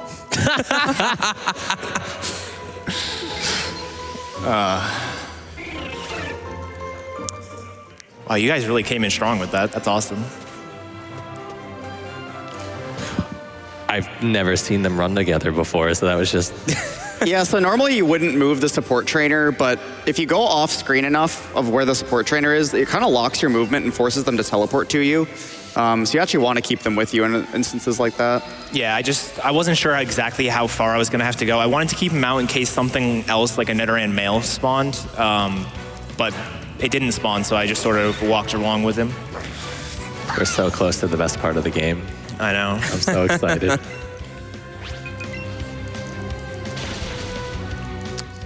My attack is probably high enough that I can two-shot this Eradicate. So this Eradicate here, it's just kind of annoying. It's faster than us. It doesn't really take well to our moveset. So we just sort of, usually we use Buzzy Buzz to wow a What card. in the world? Okay. Okay. That was a lot of damage. But Well, you two-shot it. Usually we would like Buzzy Buzz it to paralyze it and then two-shot with Headbutt afterward, which is really like a three-shot. So I don't know why I said two-shot, but yeah, our attack is just absurd right now, so. Bye. She's a spinner, so that was irresponsible. Hey, she's a spinner in Crystal too. Hey, you successfully passed her twice. Not so much the third time. Yeah, no. So actually, the only other thing that can spawn here, so I caught a Rattata way earlier. I caught Spearow and Nidoran female, Nidoran male here. The only other thing I can catch here is Krabby, and Krabby's actually not ideal to catch, just because the amount of levels you have to evolve it is like, you have to level it up 4 times in order to evolve it, and all of these Pokemon evolve after 1 level, so leaving here without Krabby is fine, especially since I got the Abra earlier. That sort of like makes up for it. But what about Chansey? No. No. Shout Think out of all to those the levels. cutscene. Hooray. Shoutouts to Ice Mommy. Let's go, Ice Mommy. Yeah, so this is like a new scene. I don't know if they were just like, there's no storyline here, so we need to add one. But here's When everyone's... I think of Lorelai, my head turns all around. As gentle as a butterfly, she moves without a sound. I call her on the telephone. She says, be here by 8. Tonight's the night she's moving in, and I can hardly wait. Yeah. Yeah. And she also picks off like 3 of them while you only take out 1. So you're kind of useless, actually. Yeah, this guy's got 1 Pokemon. You like 2-hit it. You turn around. She's taking out 3 trainers. Probably while sipping some tea, too. Probably just like used Surf with her Lapras and destroyed all of them. They also somehow don't recognize her as being one of the Elite Four. Like, after she kicks their butts, they're like, oh, she's Elite Four, like, we better run. Yeah, it's like, okay. Do you see the level 60 Lapras that just destroyed all of you? John Cena beefing up. I have so much attack right now. Yeah, you're like actually pretty over leveled too. This is good. This is good. So actually, like, experience and like leveling in general before we allowed 2 controllers was a little rough to navigate, because there are certain level thresholds we want to hit because it makes certain fights easier. And like, for example, Eevee learns, you know, I was gonna say 28, but you know, okay. So Eevee learns Double Edge at 28, so you know that's gonna be super handy for us. Yeah, Double Edge is sort of a double-edged sword, haha. I get it. It's a super powerful move. It's like 120 power, and it's normal type, so it's effectively 180 when you include stab.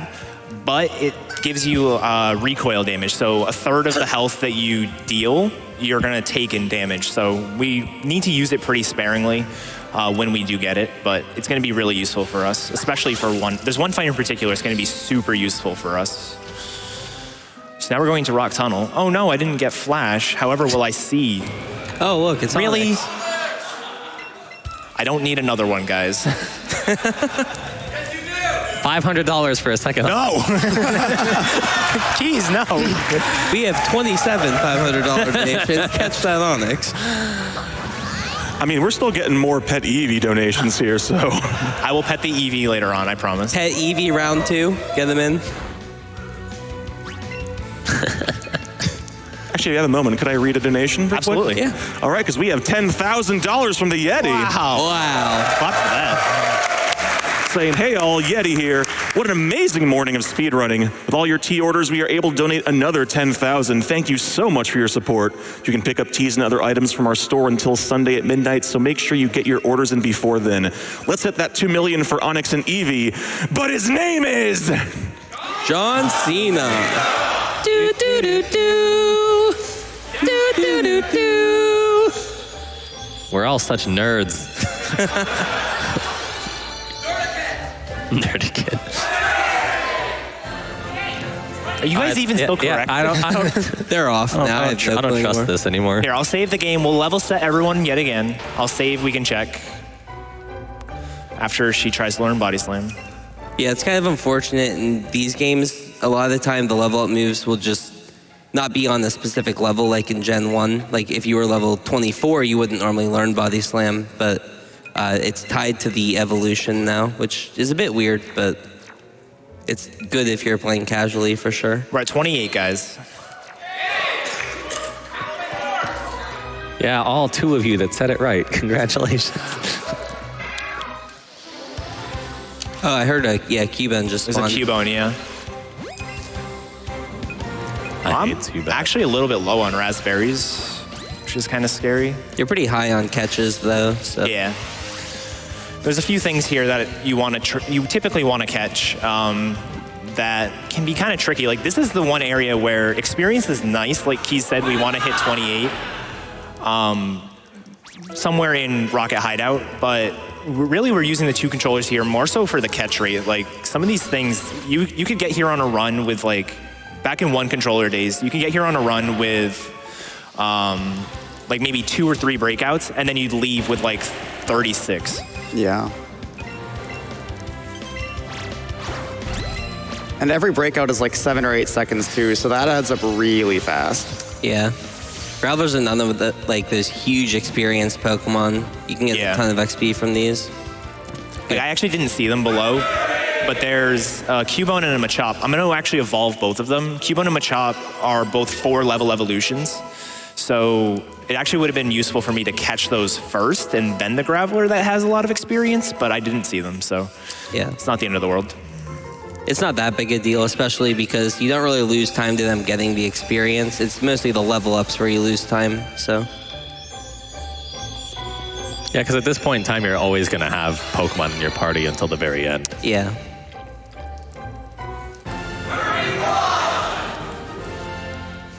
Let's go, Dodrio Jr.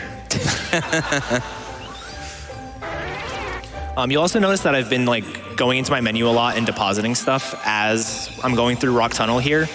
My general rule of thumb is once I have 2 things to deposit, I'll make a special menu. We want to try to combine menus as much as possible. So like I healed earlier and then deposited. So yeah, I typically want to combine the menus. I go out of my way to deposit 2 things just because if they keep leveling up, like it's 2 or 3 seconds per level up, and then if it learns a move at the same time, it's even longer. Yeah, he also just mentioned he's going to be catching a Cubone and the Machop, and he wants to evolve both. As you can see, he only has 1 space in his party. So he has to go into the menu to make at least some space for the 2 of them. So may as well do as much as he can while he's in there. So after I get Cubone and Machop, the only other thing here that I really want to catch is a Rhyhorn. We mentioned earlier, Rhyhorn is a ride Pokemon, and that's going to be really useful for us. And Onyx, you're right. The difference between Onyx and Rhyhorn is just the speed they travel. Rhyhorn moves actually pretty fast in the overworld. I think it's in like the 2nd best tier of Pokemon to ride. Yeah. So it's pretty fast to get one. Yeah, we'll be getting a Rapidash later, which is like just super fast. It's in the highest tier along with things like Aerodactyl, Arcanine, yeah. I think Also, it's a donation incentive. Yeah. It is also a donation incentive. Yeah, I think there's still 2 more incentives, the name for Starmie and the Rapidash. Thankfully, if Rhyhorn doesn't show up, there actually isn't a whole ton of space before we get Rapidash where we're actually going to be on a ride Pokemon. So if we don't get Rhyhorn, it's not a huge deal, but it's nice if it shows up. So there's Cubone. Go for this Machop. Now's probably a decent time if you want to do a couple more donations. Certainly. We have $25 from Manticore149. Why do all these rocket grunts use Raticates? Because they want to eradicate their enemies. Also, donation goes to Ocarina of Time incentive, which has just passed 100,000 of the 300,000. Nice. And $30 from Ride That Onyx. That donation tracker needs to move faster, like Onyx. Thanks for motivating me to be a better gamer. Onyx does not go fast. Not with that attitude. I don't know if we mentioned as well, when we're catching the Pokemon, you'll notice that little circle. If the balls land inside it, that's how you get like the excellent throws and whatnot. But you also notice it has a certain color. The closer to red that color is, the harder it is to catch. So yellow Pokemon are harder to catch than green, and then red's harder to catch than yellow. So a lot of the time when he uses the berries, they'll become easier to catch, and you can notice by the color changing. It's not working. Yeah, I only have one raspberry left, and I wanted to, if I do see a Rhyhorn, I want to use it on Rhyhorn instead of that, so just because Rhyhorn would be a little bit more important. And this is the other fight where being minus speed matters. He has Bite, and Bite flinches. It's like, I think it's like 96% or something stupid. No, it's like 30%. I just got unlucky there. No, 96 sounds right. Yeah, you're right. This thing does not stand up. Oh, I just It can just cuddle. Okay, there we go. Oh, it's blocked by Eddaket's fat head. Wow. I mean, I love you, buddy. Yeah. Poor medic. Aren't you the one with the big head here? I mean, Yeah, you're the one sinking us in on the couch with all the ego weight. you're not wrong.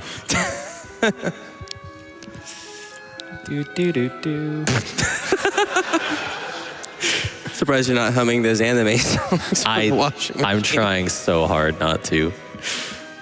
I love that little sneak past the hiker there. Ooh, and a Rhyhorn hiding in the corner. Perfect. So I've run this game since it came out, and like last month I saw somebody do that. I'm like, you can go behind him? What? Yeah, I didn't know that. I just kind of always go around him on the left because I'm so in the habit of having Rhyhorn already that... Yeah.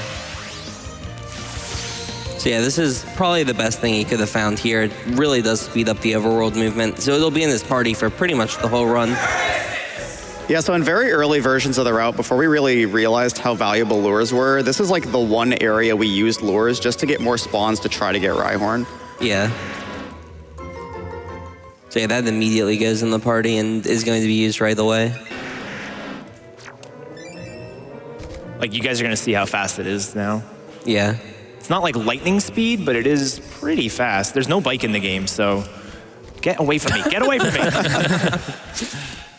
I'm pretty sure there's nothing else he needs to catch here. Charmander can appear, but it's one of those like 1% Pokemon that's very rare. $100 if he catches Kangaskhan. If I see one, because you can ride Kangaskhan as well, that'd be a good meme. So this is actually a perfect example of the Eevee moves. So we use Sizzly Slide here to burn the Machop, so Brick Break does less damage. And then the next Pokemon is a Rhyhorn that we're going to use Bouncy Bubble on to heal off the damage that we did take. So it's like, again, it's one of those fights that's made almost perfectly for Eevee.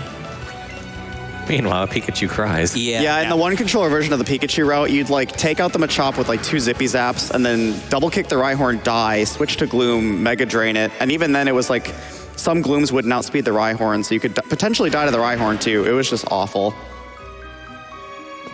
Yeah, Pikachu just does not have the answer to rock ground types.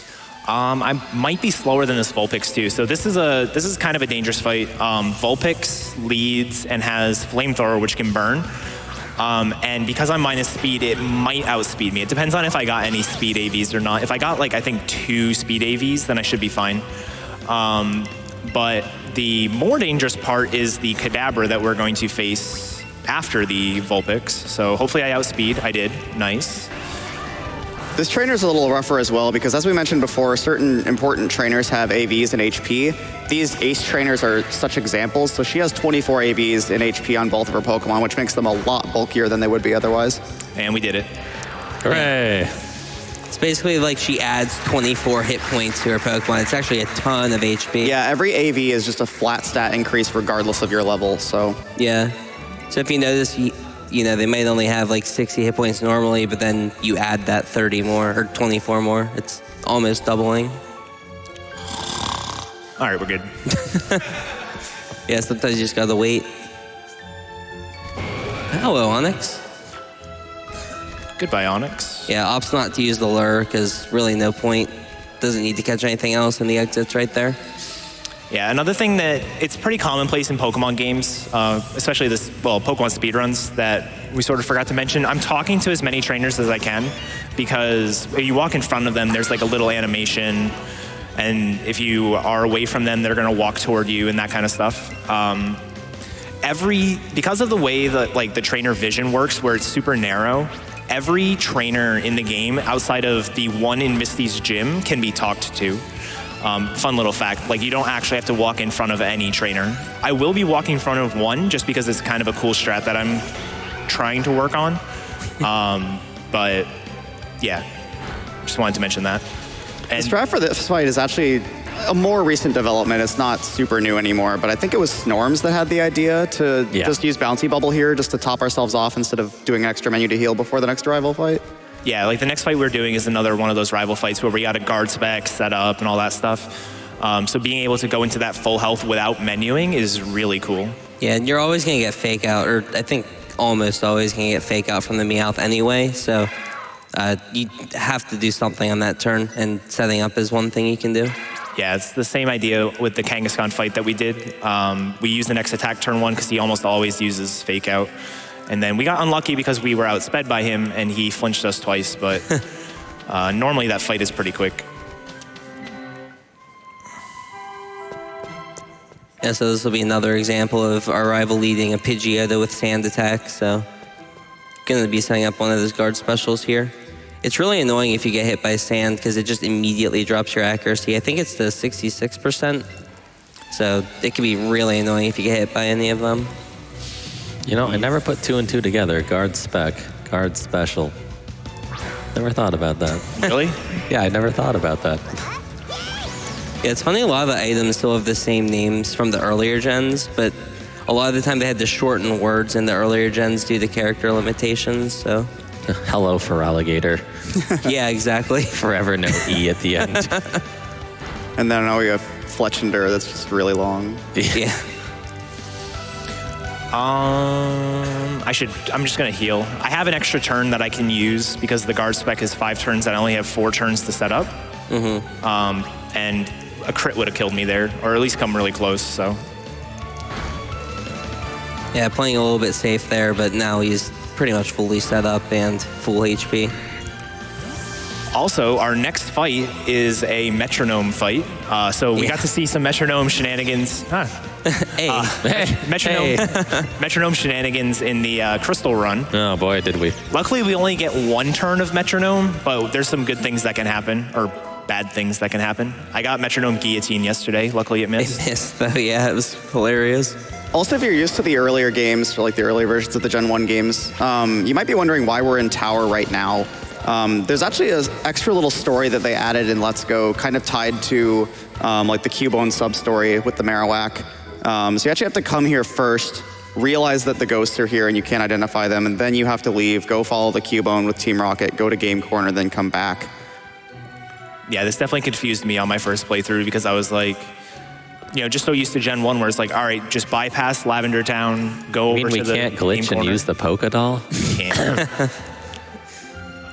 Is there even a Poké Doll in this game? Like, it wouldn't be... I don't You think can just so. run I away don't from think anything. So, yeah. The ghost looks so miserable too. Aw. Just wants you to be its friend. Yeah. F's in chat. Actually, it says, get out, be gone. Never mind. It's misunderstood. It's not a phase, Mom. All right, so we're going to do a little bit of menuing here. I'm going to heal and escape rope. So I still have 10 lures left. That's really good. At this point, you typically want at least like 6 left, and I've got 10, so that's really good. I bought a few extra than I normally do, but... It's always surprising me you only need 2 escape ropes for this run. Yeah, there's quite a bit of places like in Generation 1 and 2 that you need to escape out of, but in this game, we escape rope out of the tower that we just did, yeah, and and the Pokemon Mansion on Cinnabar Island. I just saw something awful. Yeah, so here comes the metronome fight. All right, place your bets. This could be a blast. Fire Blast Burn. Given the Gold Classic. Blizzard Freeze. I like your style. Explosion would be good. Not even creative. I want like Toxic turn 1, and then I'm not gonna one-shot, and then it's gonna be Leech Seed. Haze. All right. Well, Useless. Sure eliminated that flinch stat. Yeah. the opposite of toxic. You got rid of your bad luck on this yesterday. Yeah, that's true. Yeah, seeing Guillotine yesterday was hilarious because he was actually in a level range where he could have been hit by it.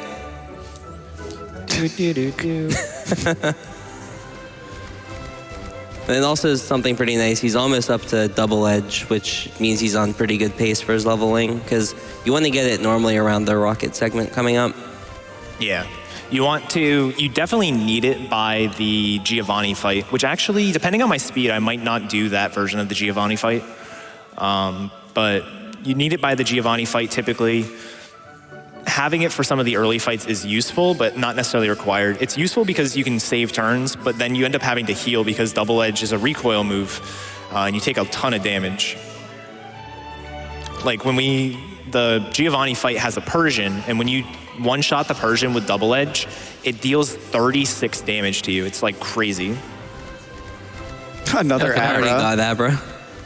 Later. Rude.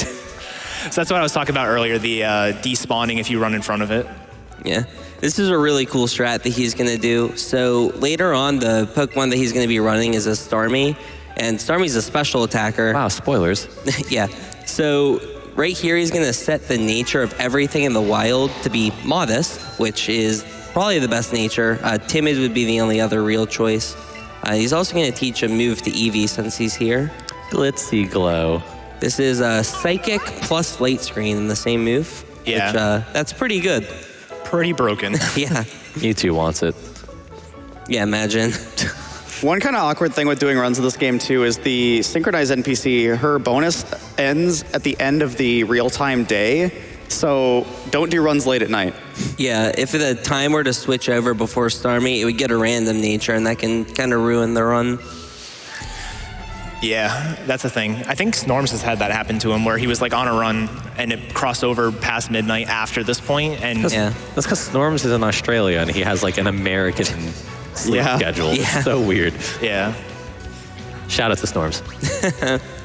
But yeah, there could be some cool strats maybe in the future where you abuse that time switch over, maybe with like items on the ground, because some items reset when the day switches, but nothing with that yet, I don't think. Speaking of Timid as well, another runner, Garfield the Lightning, actually pioneered a strat kind of near the end of the one controller days to get an Abra just outside of Celadon, evolve into Kadabra immediately, and then use that instead. And that involved studying the nature to Timid, and then you'd use Timid for the Kadabra and the Starmie. Yeah, Timid was necessary because there's a Golbat coming up that would outspeed you, and Golbat has Crunch, and it hurts bad. Yeah. I always like that little bit of dialogue because Jesse and James tells us where the switch is that we just pressed. Also, here's a cool strat. So we get to talk to this girl, and she's going to give us an outfit that we can use. One of the cool things is there's a little bit of character customization where you can actually put on different outfits. So I'm going to go ahead and don the Team Rocket cap. And when you put on the Team Rocket garb, you can actually like walk past all the different trainers. So we're going to go ahead and put the top on, do the pants, do the shoes, bag. All right, we should be good. Stylish. But yeah, this just lets you bypass all the Team Rocket trainers, which is really good because a lot of the fights are pretty slow here. Wait. Oh, you missed the hat. Oh, I forgot the hat. It's not actually a strat. Yeah. Just trolling. But hey, we look cool now, right? We do look cool. I actually kind of want to put on the hat. I meant to like skip the bag, and I accidentally skipped the hat instead. I also like how the Eevee can have customized outfits, so you can, fight in style. Yeah, I'm gonna heal. I should have healed while I was in that menu. But I was too busy. Too busy trolling. Jeez, who Welcome does that? to Pokemon Speedruns. Yeah, so there's actually a point, too, in the Pikachu routing where we used Nidoking for a little bit, and this Hypno was a huge problem. You basically just had to pray that the AI was bad enough that it would use Hypnosis or Headbutt on you, and if it didn't, you would just kind of die.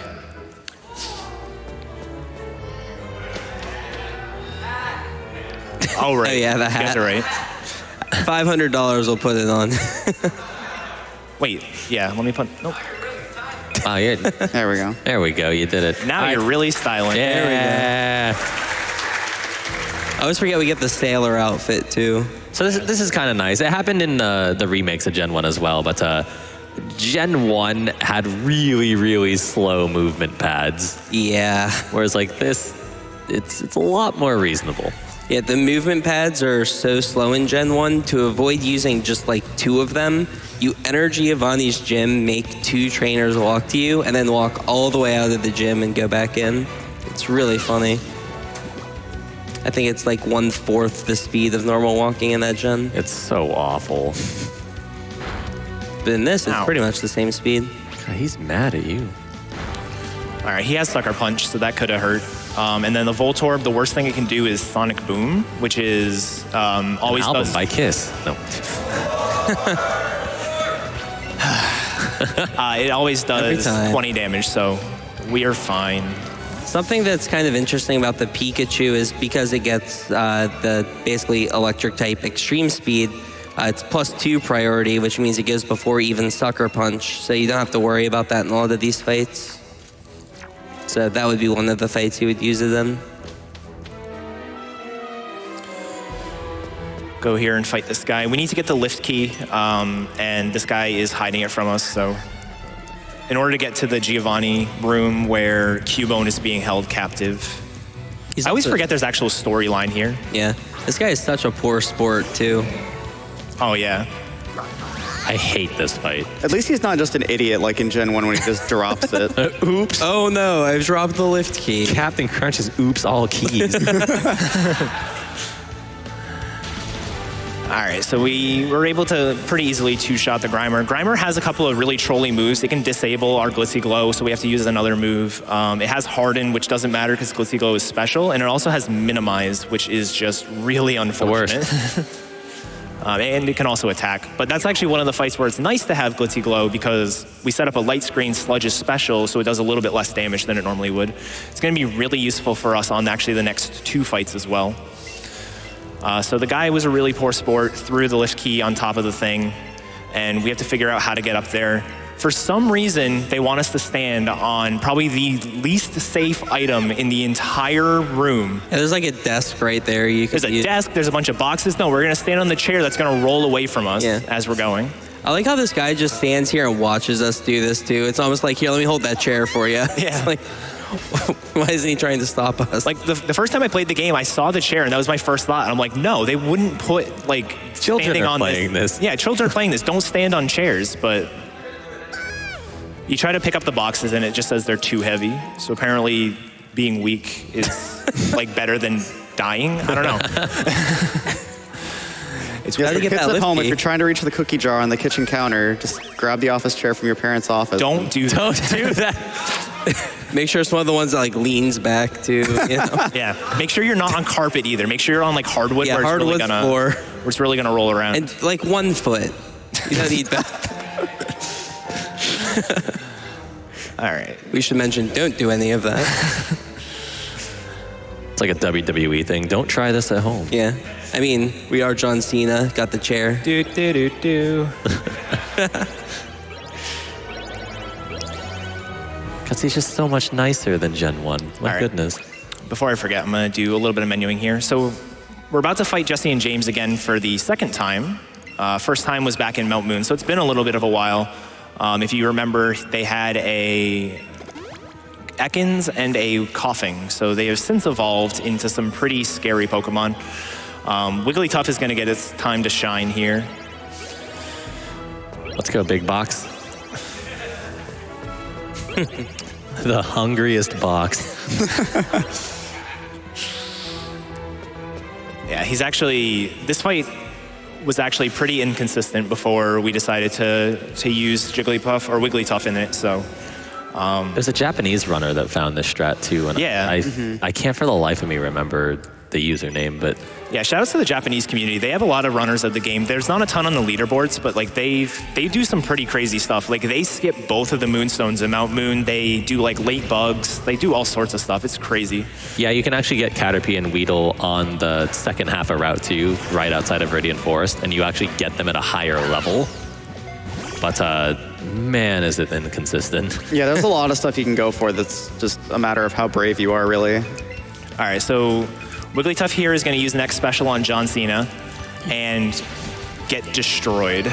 Yeah. It served its purpose. Thanks, hungriest box. Yeah, so Wigglytuff is poison type, sorry, fairy type, which means it's weak to poison, so they target it instead of you. So you get kind of a free turn to set up. Yeah, getting double targeted by the by these two trainers is just awful. Yeah.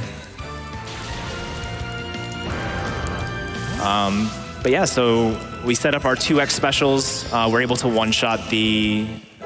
we're going to be able to one-shot the Weezing here, two-shot the Arbok. We used Buzzy Buzz on it first turn. That way we paralyze it so we're faster than its second turn. And then we taught Double Edge there.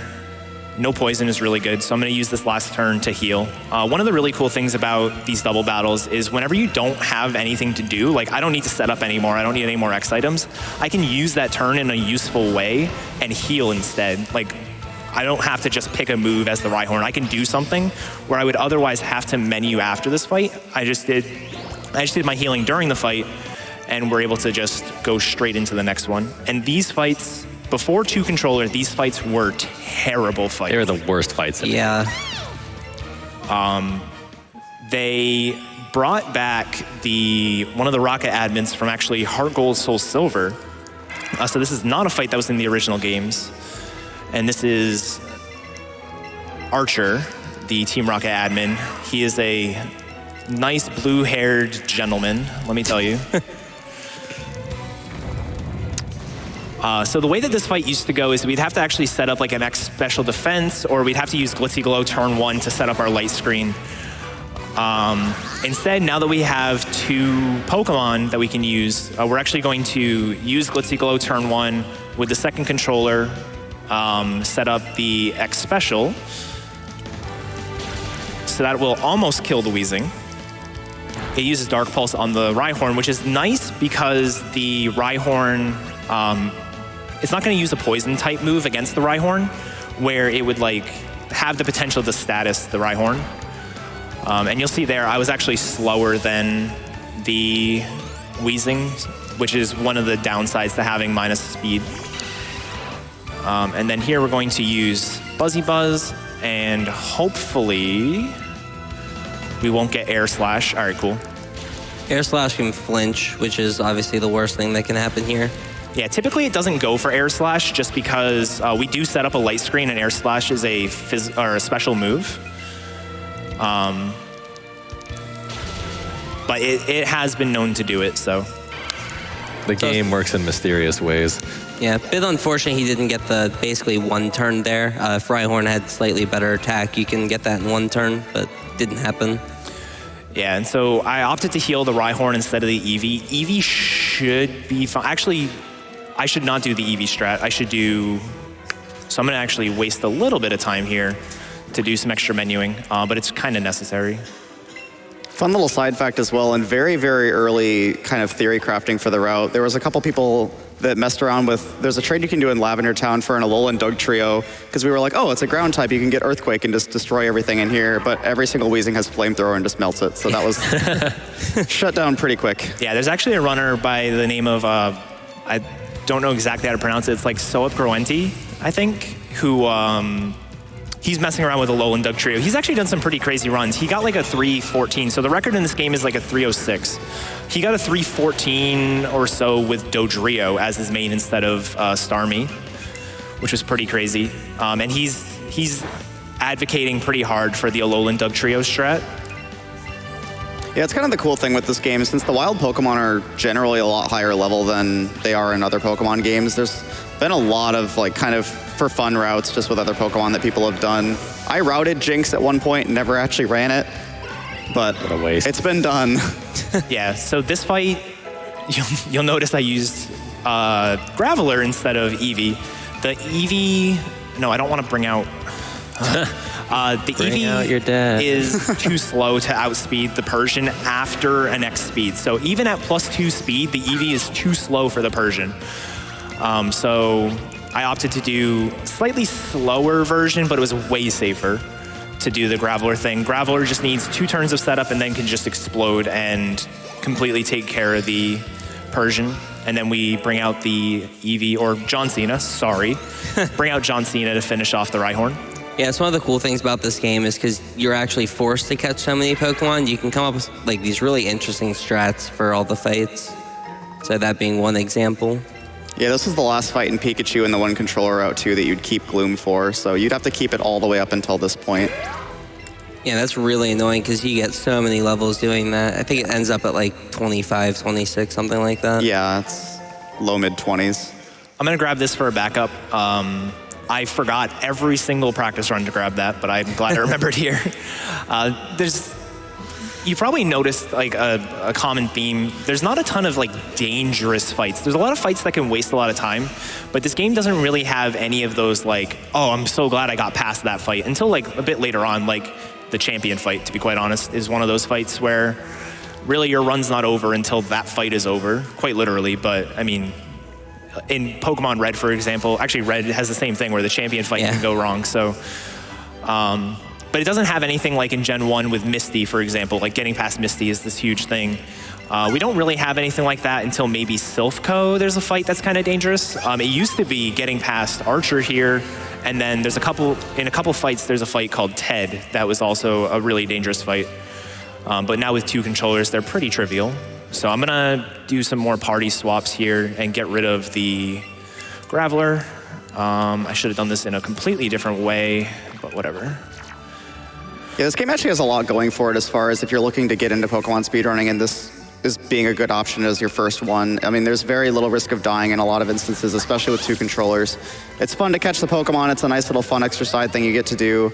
And it's on the Switch, so it's a lot easier to capture gameplay for than, you know, the DS games or whatever.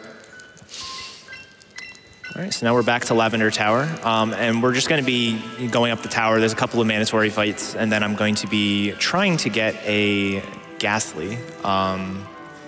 There's actually some pretty cool movement on the 2nd floor that I hope I get, and I hope the spinner cooperates in a way that makes it look cooler than it actually is. So this is going to be a really good showcase of just how narrow the eyesight of trainers is. There's a spinner that's in the middle of like a 4-way intersection, and going off to the left, there's a 1-tile wide thing. You can actually, while the trainer is looking in that direction, be in that 1-tile wide gap and still not get seen. It's crazy.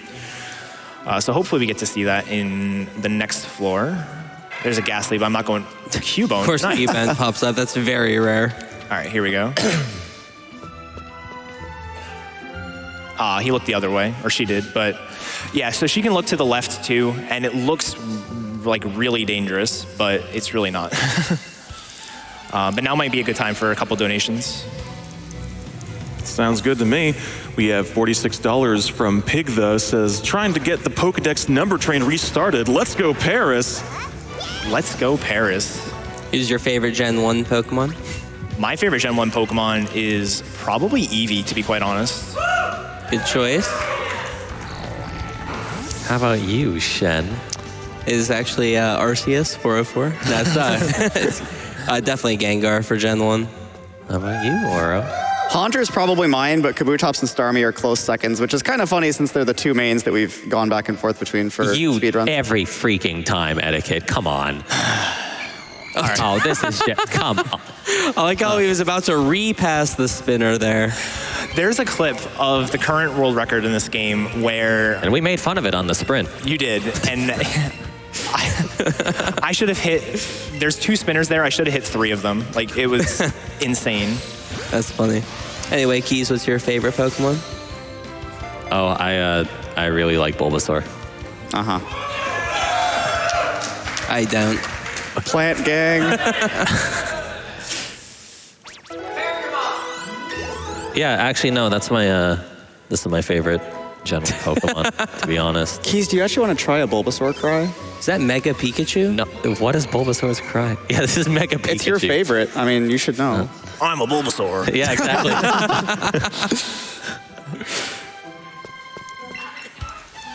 Okay, and that was... Okay.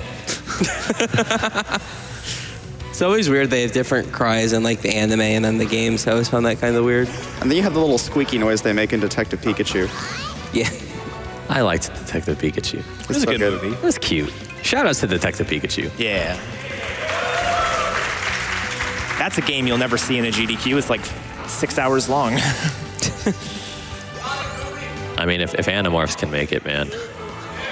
Animorphs isn't 6 hours long. Animorphs also didn't finish. No, it can't be. It can be 6 hours, believe me. Yeah. All right, 6 hours of Animorphs. You ever try to get Tiger from the zoo? Shout outs to all morphs. Yeah. We got this. This is probably one of the best cutscenes in the game. But, You guys didn't donate for it, Yeah, so we have to skip it. Yeah. so... For those of you that know, press F in the chat. Yeah. It's a bit of a tearjerker. Oh yeah, for sure. Oh, they get the sad music too, that you don't get to hear any of. I'm not frame perfect. Man, boo this man. Boo. I'm sorry.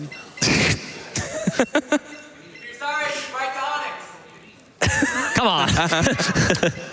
He's got the Rhyhorn already, guys. Get out of here. Ooh, that Ghastly tried to snipe you. Nice dodge. Like how they just move this rare candy. In Gen 1, it just completely blocks your way. It's like, no, you're Yeah. going to take that rare candy. I'm actually, oh yeah, I can still save. I'm gonna save before this fight. It's not a terribly dangerous fight, but this is a really good opportunity for me to check the number of Pokemon, because it's been quite a while since the crowd has reminded me how much we have. We have some conflicting opinions. 37. All right, cool. But yeah, in case you missed Jesse and James from like 3 minutes ago, here they are again. It's the exact same fight, Yeah. except they're like way more difficult, and the Weezing has Dark Pulse, which is kind of dangerous for the Rhyhorn. If you have a minus special defense Rhyhorn, it does not do well. Also, shout outs to Wigglytuff. Let's go hungrier box. Hungrier box. Starving box. Famished box. What? He attacked me. That's surprising. Oh, well, there you go. At least the Weezing attacked the other one. Yeah, something we haven't really pointed out, when you're catching Pokemon, it'll say the CP in the top right, and that's just kind of an idea of how good the Pokemon is. We'll definitely check that for the Starmie, but if you look at it for, like, for example, the Rhyhorn, if it has a really high number, then you know the Rhyhorn will likely have good special defense and can take the hits from these guys. Yeah, it's a little weird because it's not actually a stat. It's kind of just this weird Yeah. approximation of what your stats look like.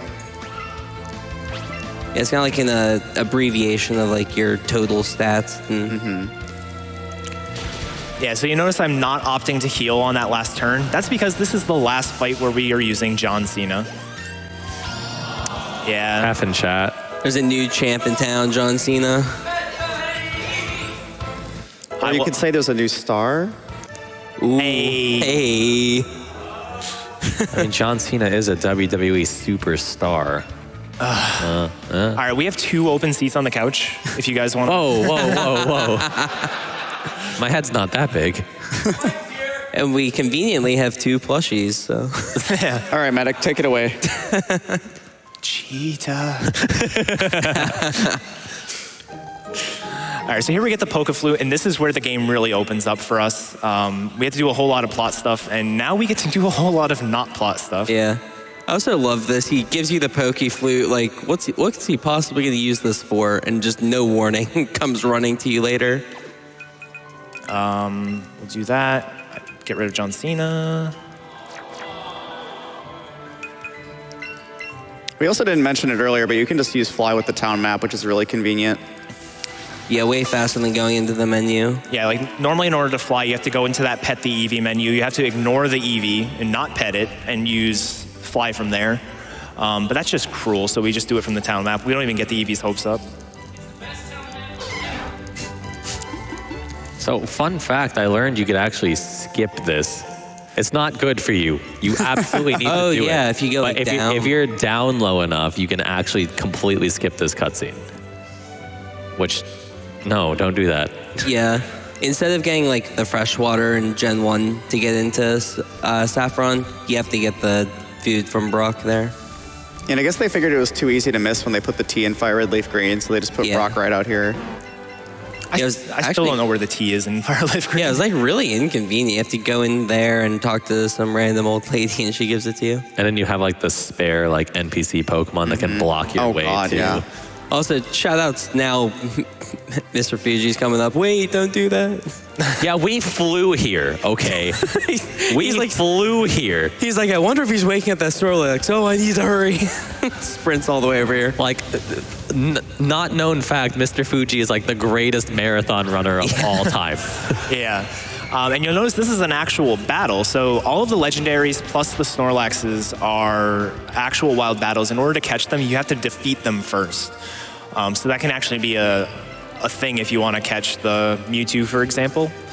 But now we're going to probably one of the places that if you're on really good pace, you're really nervous for, because you can waste a lot of time here. Also, I'm going to do... He's going to learn now to make sure they get higher level as they appear.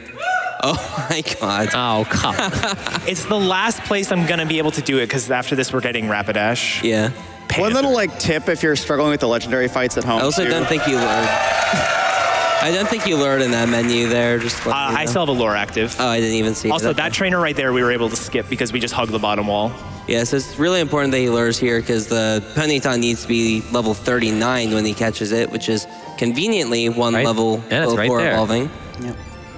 Yeah, strangely enough, those legendary encounters has a 5-minute time limit that doesn't account for you having animations on at all, and it ticks through the animations. Oh, wow. So if you're taking too long, if you're doing it casually, just turn animations off and you have like infinite time. This is also kind of the point in the run where Eddaket's going to be running through all his Pokemon and kind of getting an idea of how many more he needs to catch. Yeah, so I think I have 3 Pokemon more than I was originally planning, so I could just skip all the fossils and be good. Yeah. So that's typical when you get good luck early on because he got, of course, the Onix and then a couple other bonuses as well. I think he got Jigglypuff, The Abra was the bonus. Abra, yeah, that was the big A one. big bonus, yeah. Luckily, the Onix only gained 1 level there. Yeah. Somehow. Yeah, if he gave more XP, he could get like 3 or 4 levels on the Onix, maybe learn some moves. And we actually need the Rapidash name. I've got one for you. The winner is Canicule. All right, you're going to have to spell it Bless for me. you. I think that's how it's pronounced. It's capital CANICULE.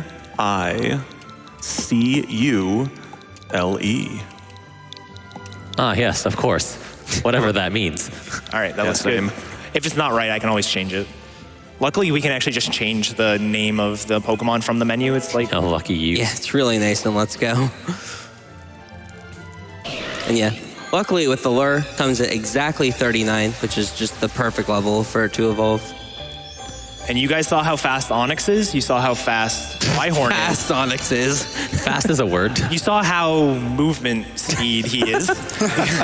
You saw how fast Rhyhorn is. You're going to see how fast Rapidash is and why it's like absolutely crucial for us to get during the run. Yeah. The other crucial Pokemon for him to get here is it still Doduo? Yep. Yeah, so he will have to get a Doduo here. That's used for, I think, 2 or 3 fights. Whee! Yeah, really fast Pokemon. So we're going to grab a couple of extra items here. There's an elixir. We're also going to get a rare candy at the bottom. And but there's not- his Doduo, perfect. I'm mad that I got this luck in the marathon. Like, where's this luck at home? Yeah.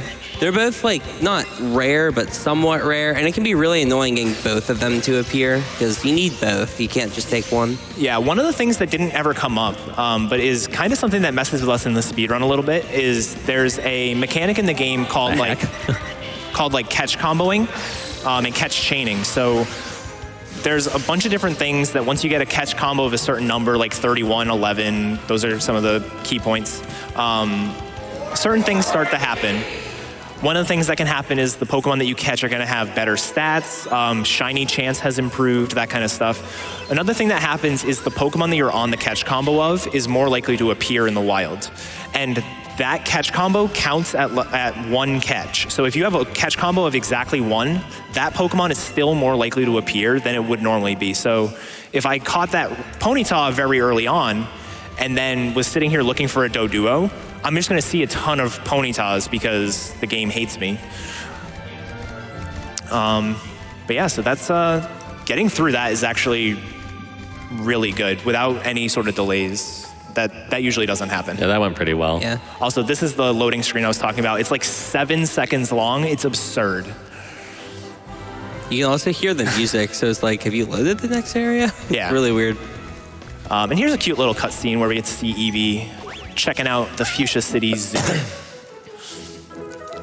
Yeah, this run, it's kind of like a race to Fuchsia in a way, because at this point you unlock Surf, and Surf unlocks pretty much the rest of the map. So it's really nice to get here and just open up everything. You can travel anywhere you want now. Aww. It's at this point, too, that we're mostly wrapping up the 50 Pokemon as well. This is kind of where we do the rest of the cleanup. Reminder that Tauros is a bully. It's always the Tauros' fault. Boo that thing. What a good dog. Also, fun fact, the Pokemon in the water is the opposite of the fossil I got. So I purposely grabbed the Dome Fossil so you guys could see the Ammonite. Wow, how kind and How generous of you. thoughtful. The long con. I just thought of that now. Don't tell them. Oh, okay. You hit mute, right? So here we're going to get the Sea Skim secret technique. So this is what replaces Surf. In the original games, we'd have to beat Koga in order to use it out of battle. But, I mean, this game just likes us, apparently. So Also, the move doesn't make sense. yeah. There's a bit of a flavor fail here, too, because you can actually ride, I believe, Lapras and Gyarados. There might be others. But you can ride them in the water and just completely bypass this surfboard. But you still need to have Sea Skim to do it, so... Not what I wanted to do. Well done. Yeah, so now he's going to fly back to Pallet, and we're going to get the Starmie coming up. Yep. So not yet, but we will need the Starmie name pretty soon. Yeah, pretty soon. He also has to check the CP value on it. I think is the range from about 1050 to 1150 on it? 950 to 1150. Okay, 950 to 1150. 1050 is average, so that's what I'm hoping for. Yeah. I will take anything because Starmie is actually fairly... All right. Which one? Okay. I will. Which one? If this one's bad CP, I will go for the other one. It's huge. Yeah, he's going to take the other one. Hopefully this one's a little bit better, but Well, that should be like 1028. yeah, just like one less. Yeah, like we were talking about before, the CP... Oh, good. wow, that's really good. The Okay. CP isn't necessarily a guarantee that it's good. It just gives us a decent chance of it being good. We could still get a really high CP Staryu, and then it has like max attack and no special attack and things like that. I know Yeah. that feeling. And I am going to run through everything, but I'm pretty sure that should be the last catch of the run. Yeah, I think you're actually very close on that at least. Okay, so you guys said that's 41, so this is 42.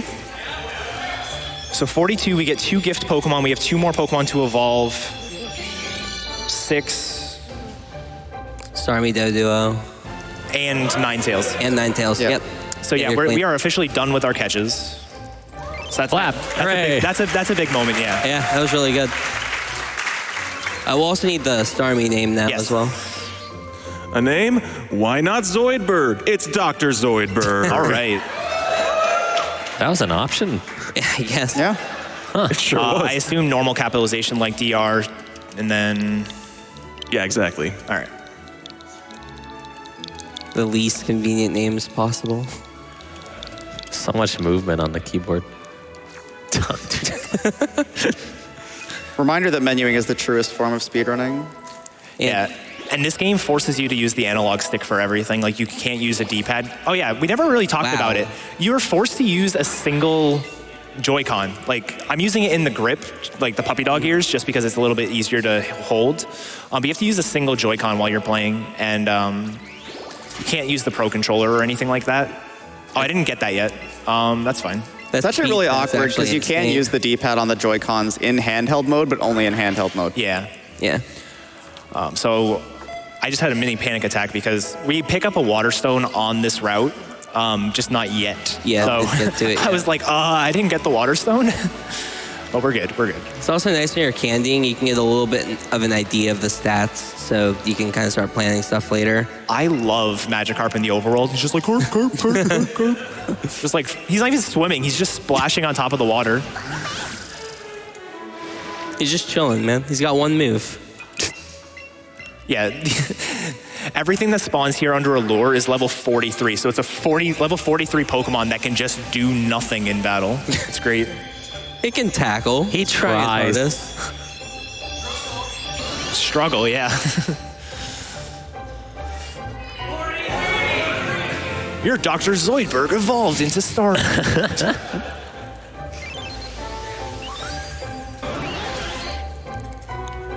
And I already taught Scald, so I'm good. Yeah, so now it's kind of just the mansion, and then after that we get a nice little gym rush where you can go between all the gyms. You kind of want to put off the gym as long as you can, just because like now we have this very powerful Pokemon that's way better than the Eevee was, and we can just use it to destroy pretty much all the gyms.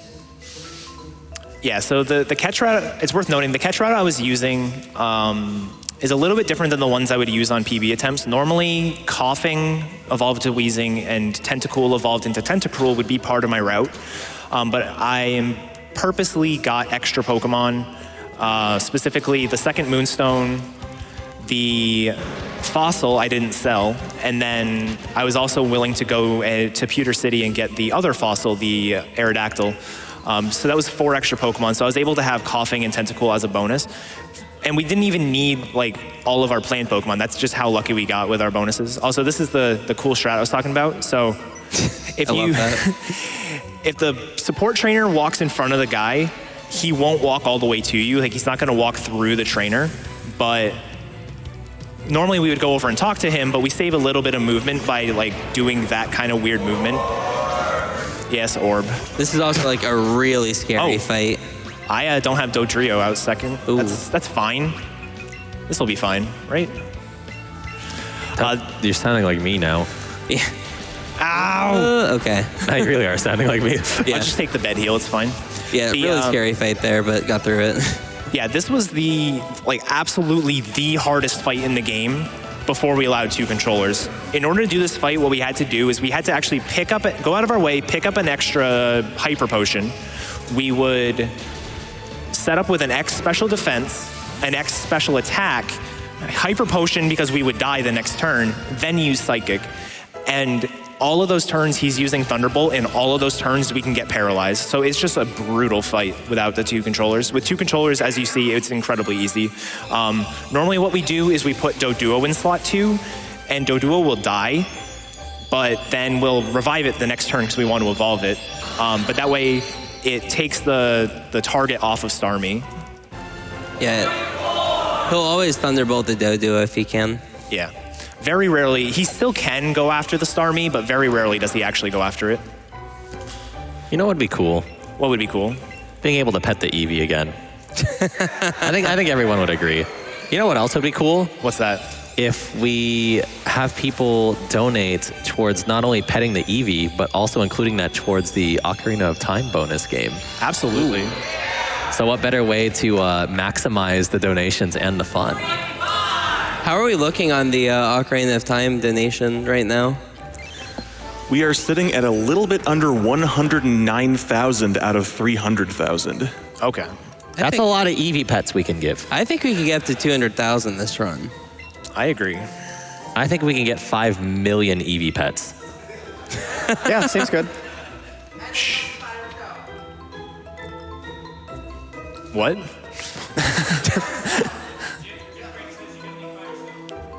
I need the Firestone. Okay. Man, if this were my chat, you'd be banned right now. Filthy backseater. He's quite literally backseat. He's literally backseat. Back couching, dude, unbelievable. I could have made it. I'm so sorry. I didn't have any backseat at Limit Break, and I got 51 Pokemon. Come on, where were people then? Yeah, probably. Smart. I wish I was sleeping. The funny thing is, like, Eddaket got way more sleep than me, and it's his run. I'm just so excited for GDQ, guys. I was being a responsible person. Yeah, I don't know what that's like. Oh, hey. Whoa. Wow, are you kidding me? All right. A shiny in the speed run. Should I run away from it? Yes. Oh. The shinies. All right, raise your hand. Run away from it. Wow, they do not want you running from it. If like a quarter of the crowd said it, I would have. All right. All right, so this means that someone in chat's gonna drop $2,000 because we're catching this. Yeah. Ocarina of Time. Yeah. I think you mean 200,000. 200,000. Yeah. I can math. If we don't reach 200,000 by the end of the run, we're releasing it.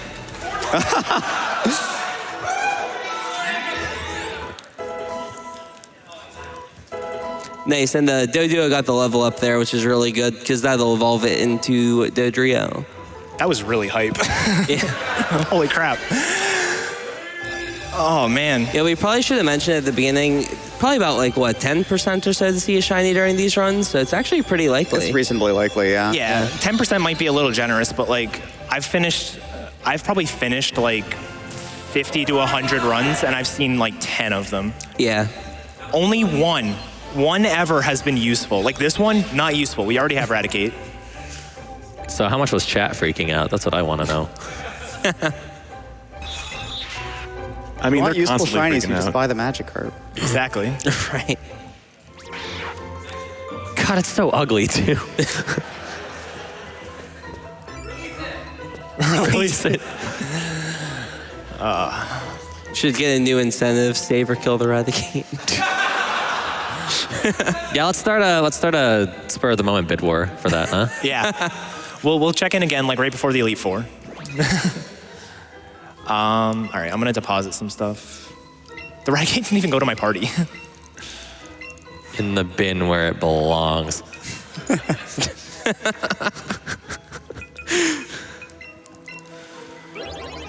Did not forget the secret key. Good job.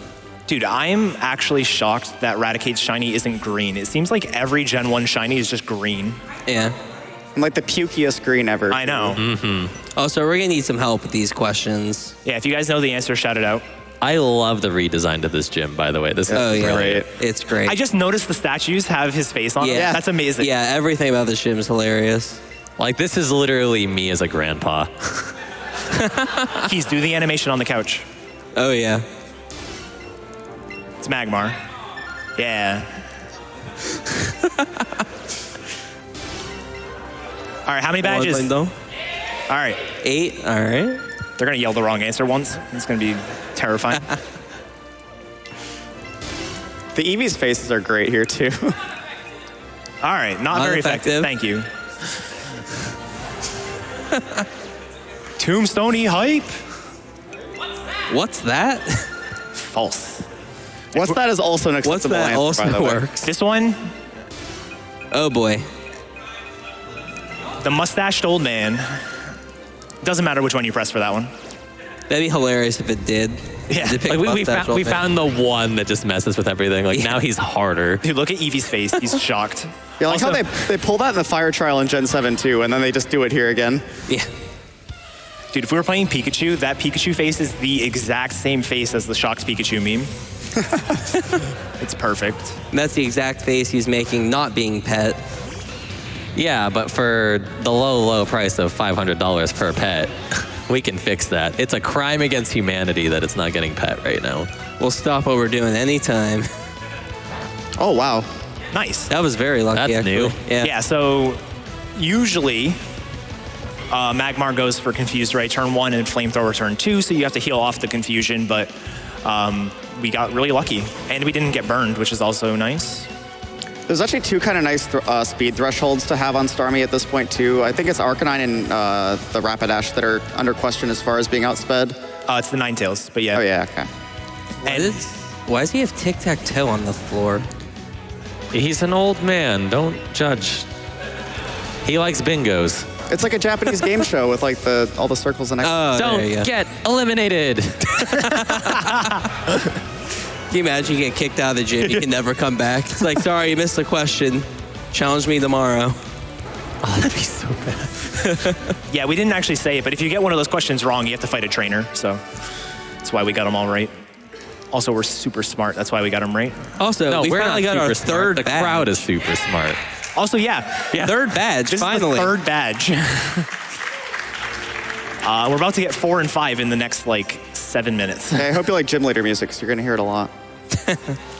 Also, this dialogue doesn't change. They assume you got this as the 7th cheerleader. So our rival is here, Dio. You guys remember him. And he's, wow, you beat Blaine. Wow, you have 7 already? Go to Viridian City. It's like, actually, we have 3. Did you even listen to what I said?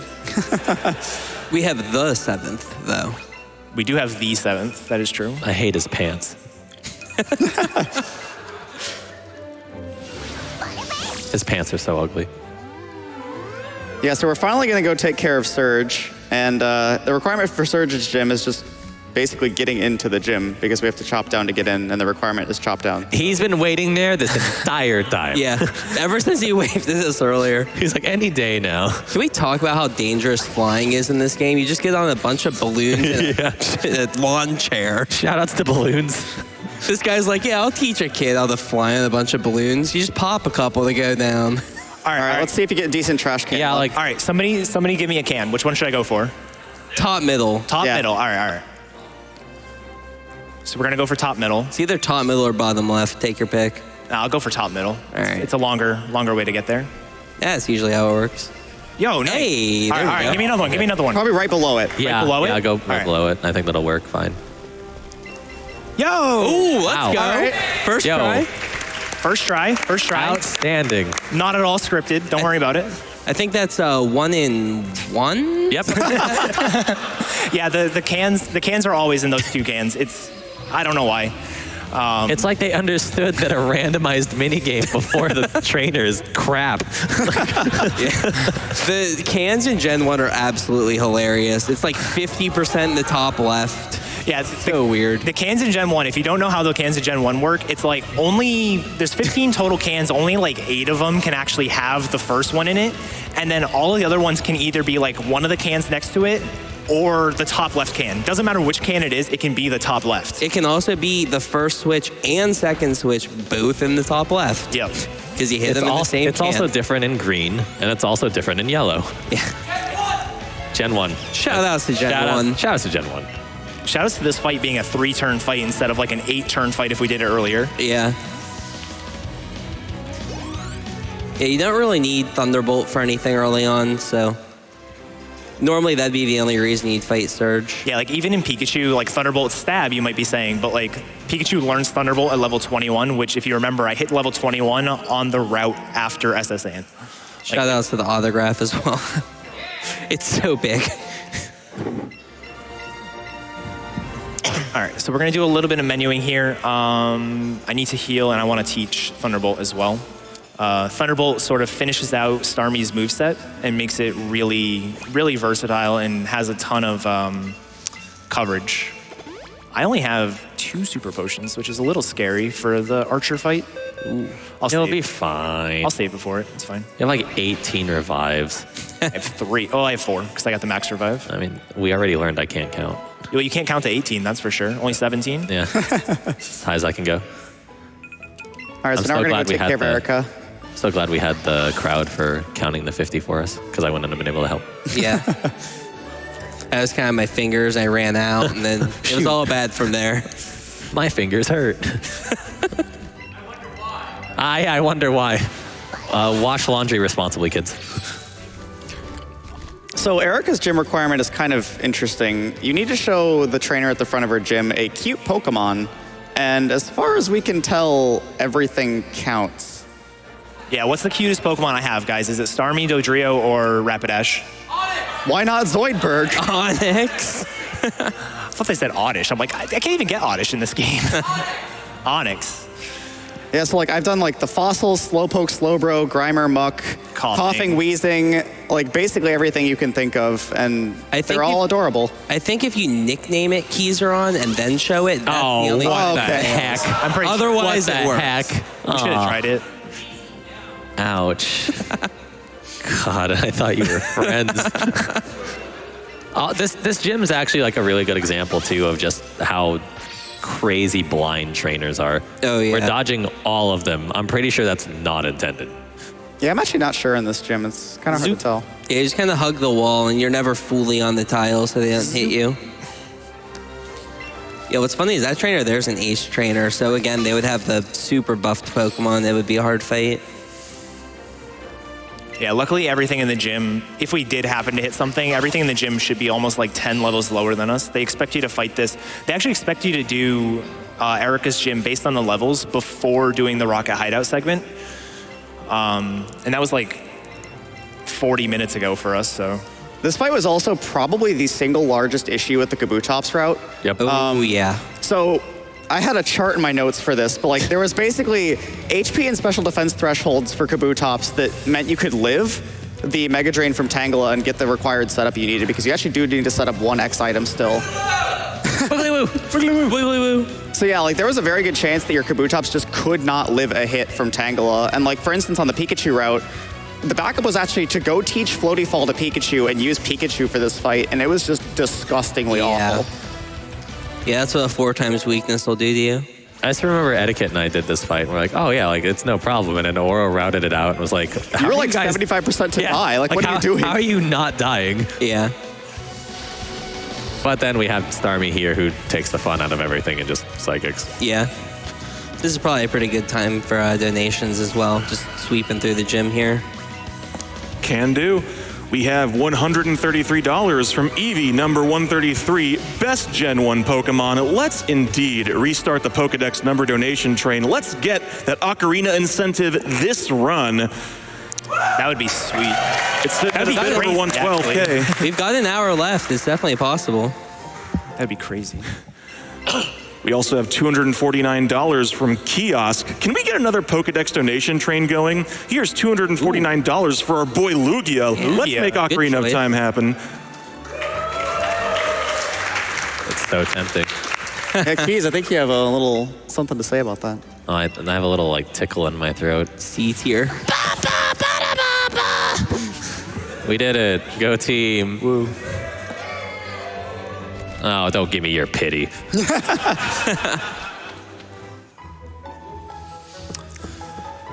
All right, so the next fight coming up is actually one of the fights that benefits the most from two controller, not because of safety necessarily, but because of speed. This is It's so sick. This fight is actually really cool. So you'll notice every fight that we do two controllers on, or like the true double fights we do against Jesse and James, we're always gonna use one Pokemon and set him up. So we'll use Starmie and use X specials on the Starmie from the other slot. This fight is the only one where we're actually going to use both Pokemon in the fight for like different purposes. So turn one is actually going to be the Starmie setting up the Dodrio. I did put Dodrio in slot 2, right? I believe so. I hope you did. I think Rapidash was always in slot 3. Yeah, it should be there. If Rapidash is in slot 2, we can still do like an X special Fire Blast or something. Yeah. Just hit. Yeah, just hit. Easy fight. Select the hit. Our Gold, Soul, Silver want to have a word with you about hitting. Yeah, so here's Blue. He's talking to us and he's like, hey, Team Rocket's taking this over, and in order for you to go continue, you have to fight me because I have to see if you're strong enough or something. So I'm just going to weaken all your Pokemon because he's just such a nice guy. He needs to test you out, Steve. I like how he wants to test you out, and you're like, okay, here's my weird friend. twin who doesn't say a word ever. Who also has the same clothes as I do. Yeah, we're both wearing Team Rocket uniforms, but yeah, we'll fight you. All right. Yeah, so here we go. We go X attack on the Dodrio. Dodrio uses Drill Peck, and bye-bye Executor. That moveset's just so insane. Yeah. It just comes with such a good moveset. And then the second Pokemon coming up here is a Charizard. Now, Dodrio has nothing good against the Charizard, so instead what we'll do is we'll use Scald and X Special on the Starmie. And bye-bye Charizard. So really easy fight, especially with two controllers. This was like one of the fights I was most proud of when we were routing two controllers, because I was like, this is just awesome. And new tag team champions of the world. When Starmie Dodrio tag team GX. Come on, Pokemon. Yeah, super long ago, we used to get Aerodactyl for our faster ride Pokemon, and we actually used Aerodactyl for the Executor, but that's long gone at this point. All right, I'm gonna save here. I only have a couple of healing items, and I would like to check my Pokemon count. 46. I'm a Pokemon short. So you have the 2 gifts, 2 9 gifts, tails. 9 tails. I can get the extra Moonstone. Yeah, that's fine. Yeah. Someone said I didn't need the Firestone. Yeah, that was you. The fossil's out of the way. It's even more out of the way now. The fossil's already like a minute detour, even if you're doing it when you're in Cinnabar. It's like we do it for marathon safety, but All right, so yeah, this fight sucks. So there's 3 ways that this fight can go from turn 1. The perfect world scenario is Electrode uses self-destruct and Muck does not use protect. The other things that can happen are What is this, Come on. which is bad. So Electrode decided to use Thunderbolt on me. We were able to one-shot the Muck, but now we have to heal because Electrode can one-shot us. You'll see he did less, or he did more than half. Also, Raticate in this fight has Sucker Punch, which means every time we use an attacking move, he's gonna hit us with a super effective priority move. Also, double fights are super fast and not at all laggy. Come on, dude. And then he went after the Raticate. What a pal. Cubone. What You're a so pal. dumb. Hey, Here's this Electrode that's like about to die. Let me hit the Raticate instead. All right. okay. That's actually good, I think. Now- Might kill the Raticate, yeah. I'm so confused at how this fight's going. Oh my god.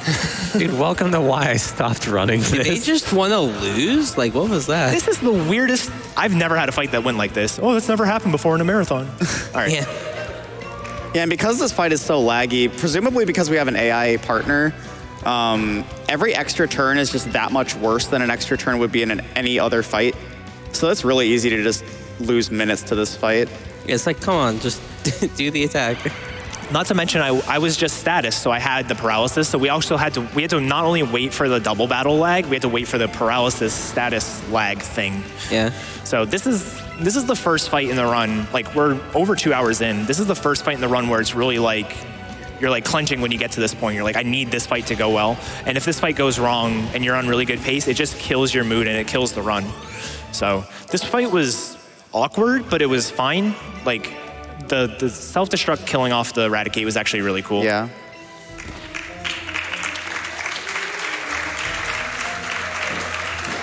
Yeah, a couple more Thunderbolts there. That could have been really bad, but... If it makes you feel any better, the shiny Raticate on the couch here is very happy with you.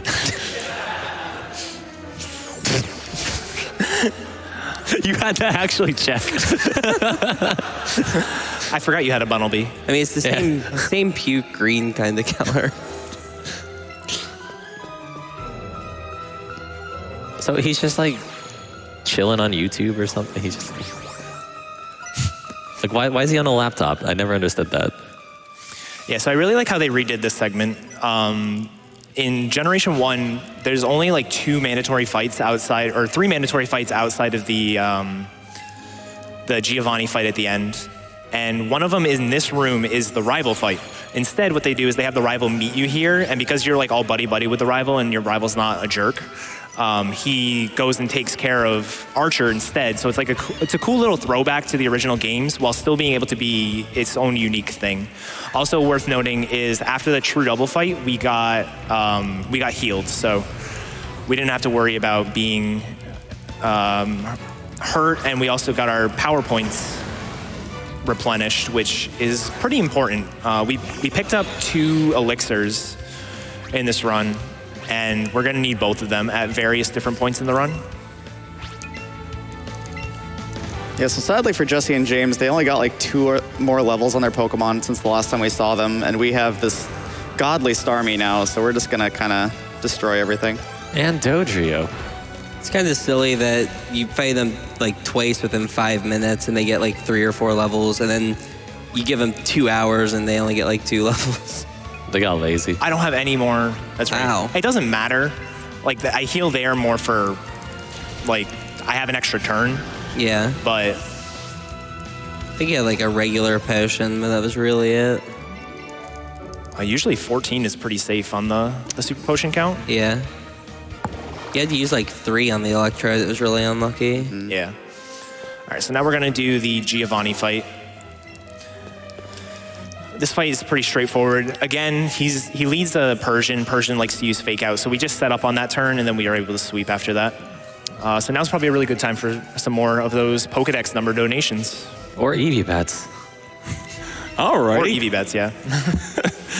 We have $22.22 from Anonymous. Ivysaur is the best, so here's a bunch of 2s. Donation goes to Ocarina of Time. Let's get it done, chat. Yeah. Agreed. $48.70 from Empty Sora. Don't have enough for the 487, so here's $48.70 for my favorite Pokemon, Giratina. And $158 from It's Your Boy, Troy. $158 for the best Pokemon, Totodile, for the new Pokedex donation train. You can't deny the cutest boy. I think that's the second time Troy donated for Totodile. Let's go, Troy. Let's go, Troy. Shout outs to Troy. Let's go, Eevee. And $143 from Chief Masamune, shouting out the best Pokemon in Gen 1, Snorlax. He snack, he nap, but most importantly, he makes me look like I'm on a diet. Also, let's get the Ocarina of Time any % run. Rhyme scheme kind of fell off there. It sounded pretty solid to me. Wow, I hit level 48 so early. Wow, yeah. Usually hit it at the end of the Sabrina fight. I think that was partially because of the Raticate. It gave was, us a ton of XP. Let's go, Eradicate. Shout out to the Raticate. Imagine being unique and shiny and it just being in a box. We could have the shiny follow us, but You raise an excellent point. For I think 5,000 would do it. Oh, keys. Look, I want that incentive, Matt. Okay. Yeah, we do. We really need that incentive to be. Oh, can we also talk about how we're forced to take the Master Ball here? Like, Yeah, and we're done with our catches. Like, it's not like we used don't it. need it. yeah. It's just here's a Master Ball. Oh, you're leaving? No, child, come back. Hey, you could have done Sylph before you finished your catches. That would have been fun. The earliest routing involved looking at possibly getting Zapdos from the power plant, but that's egregiously slow because the whole you have to fight it and beat it thing.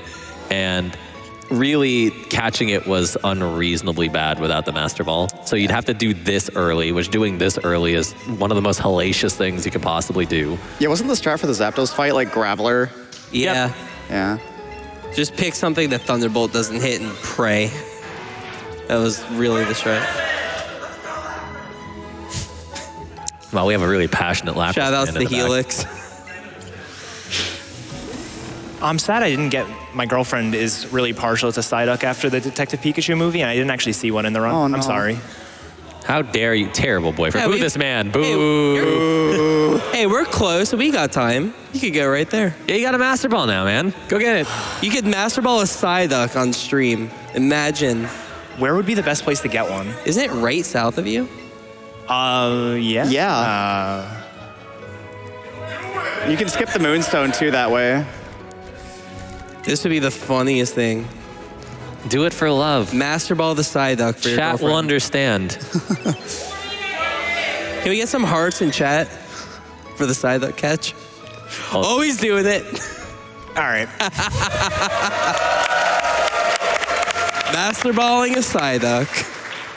This is the power of love. Just appear quickly. Shiny Psyduck right now. Could you imagine? That would be so Let's go. hype. Shiny Psyduck. Let's do it.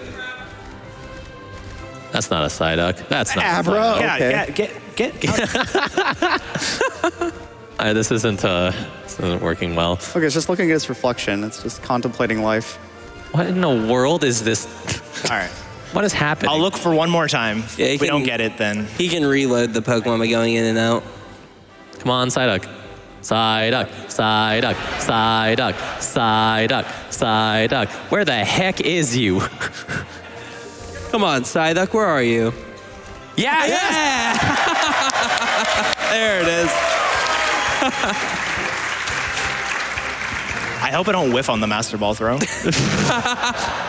Oh, wait. I tried to meme and I messed it up. Yeah, you can't miss the Master Ball. Yeah. So, there you go, Jess. It's a super long animation. Oh, yeah. 49. 49. Jess. I'm so glad I found it. I was like, I'm really going Man. to do this and not actually see one. You would have looked like a buster, man. Yeah, no kidding. Now we have to go back here anyway, so. Yeah, gotta do Sabrina next, so heading up that way. Remember when we were like, oh man, the fossil's way out of the way though. Yeah, imagine going out of your way to catch something. I'm like, why do I have a lure up? Oh, yeah. Well, gee. All right, so this is our last shop of the run. And as you can see, we have a ton of extra money. So it's really not important what we buy. We buy like 11 and 21 of stuff just because it is actually faster to do that than it is to, like scrolling up to 4 takes longer than it does to go to 11. Because if you go to 11, you just go to the right once. And we're gonna buy 31 of these. Because why not? You need like 22, so 31 is just faster. And I already have X speed, so I'm good. Probably should have bought extras, but whatever. Coming up is the very long teleporter sequence to get to Sabrina. And after that's obviously the Sabrina fight, but you can definitely read some donations during the teleporting. Alrighty. We have $131 from Duranthal, $131 for the dex number of my favorite Gen 1 Pokemon, Lapras. And that one person in the crowd that was excited earlier is even more excited. Yeah, right? It's funny. It's funny when you know who those people are. Too. Yeah. All right, $155.25 from Crazy Matt. There's 50 Pokemon, so that's the last catch we need to do in the run. Oh, you can go ahead with a couple more donations. Sorry. I was just making sure, Yeah, it's got you off there with the 50. Nah, it's all good, it's all good. $155 for the best mouse Pokemon, Cyndaquil, and the 25 cents for my newborn Emily, who was watching this with me. Great run, Aw. keep it up. Aw, congratulations. Shout out to Emily. Shout outs to Emily. Yeah, shout outs to Emily. Emily. Her day is made. A little early for chanting still. Crowd's half into it right now. They used all their energy counting the 50. Counting to like 38 and then forgetting. Yeah. Don't give them that much credit. Oh yeah, so it's worth noting, in order to get into Sabrina's gym, you have to have a level 45 Pokemon. If you guys remember, when we ditched the Eevee, it was only level 30, and we've done like 5 fights since then or something like that, so we would have had a really hard time if we didn't main switch away. So that's one of the reasons why getting either Starmie or Kabutops or Zapdos is really useful, is because in order to get into this gym, you need something that's pretty high level. Also, shout out to Game yeah. Freak for finally not reusing the same gym solution. They Yeah. actually reused Sabrina's gym solution in Gen 6 in X and Y, and then they finally mixed it up in this game. Yeah, it's really cool in this game. It's also fun to note that Sabrina couldn't get into her own gym. Yeah, Sabrina doesn't have any Pokemon that are level 45, yet we need a level 45 Pokemon to get in here. Like, Also, it's really super interesting to like point out the teleporters, because it actually wasn't until like somewhat recently that we actually figured out like the best possible way to approach everything. Because some of the older routes like actually ended up accidentally taking like an extra teleporter or two. And then even then when we optimized how many teleporters to take, there's still a slightly better path to take to kind of avoid the spinners in a smoother manner. Yeah, every one of those spinners only looks in 2 different directions, so there's kind of a bit of routing based on, you know, where they can be looking potentially.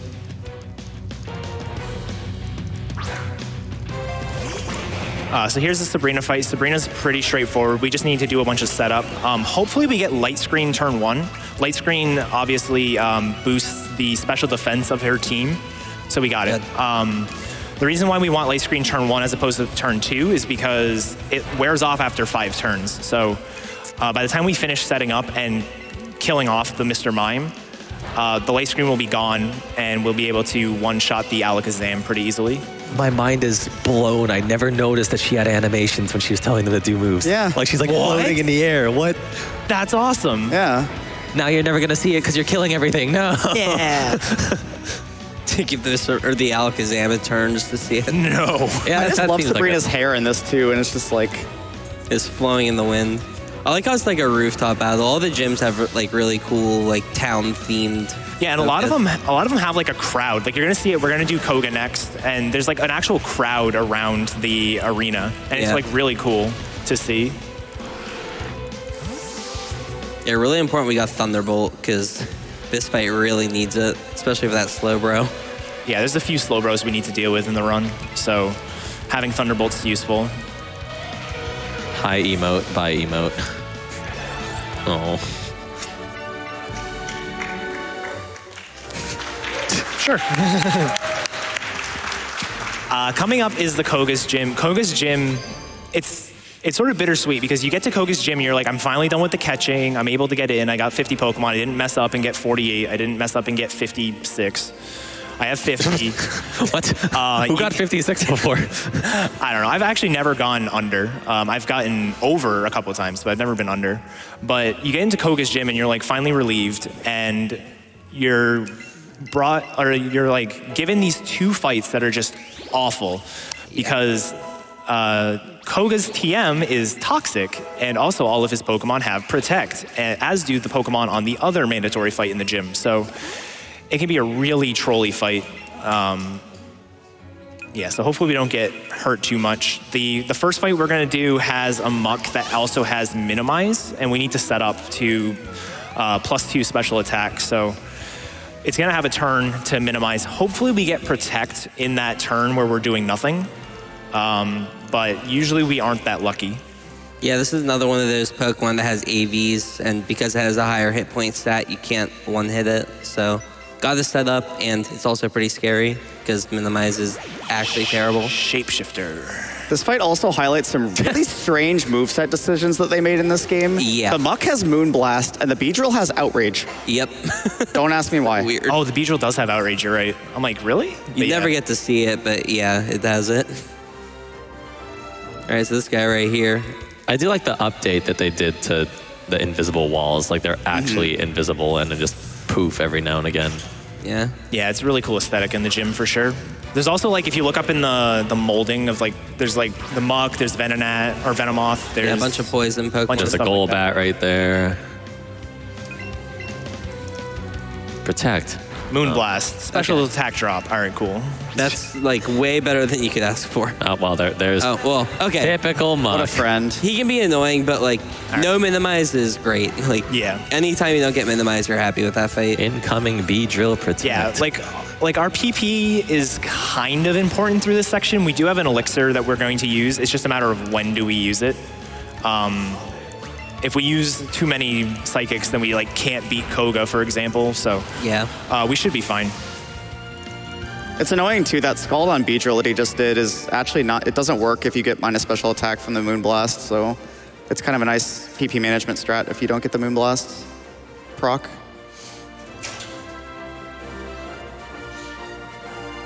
Wow, did you guys see that lag? Yeah. Yeah. Nice frame rate.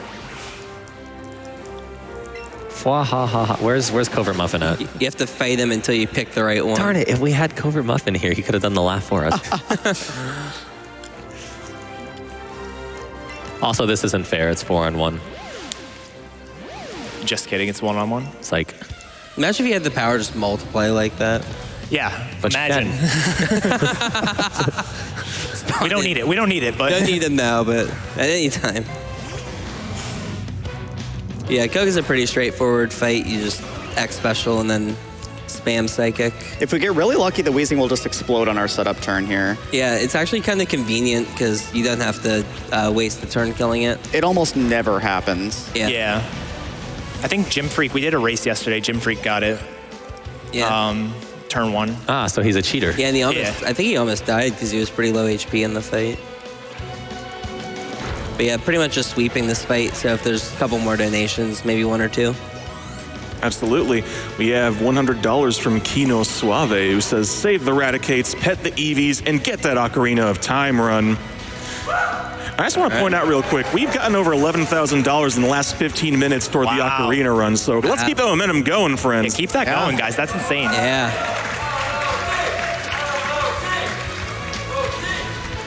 That was a pretty good Koga fight. Only 1 Protect, I think. Good stuff. All right.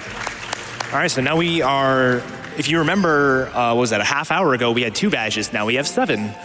And so we're about to go and fight the final gym leader who, it's mysterious. We don't actually know who it is.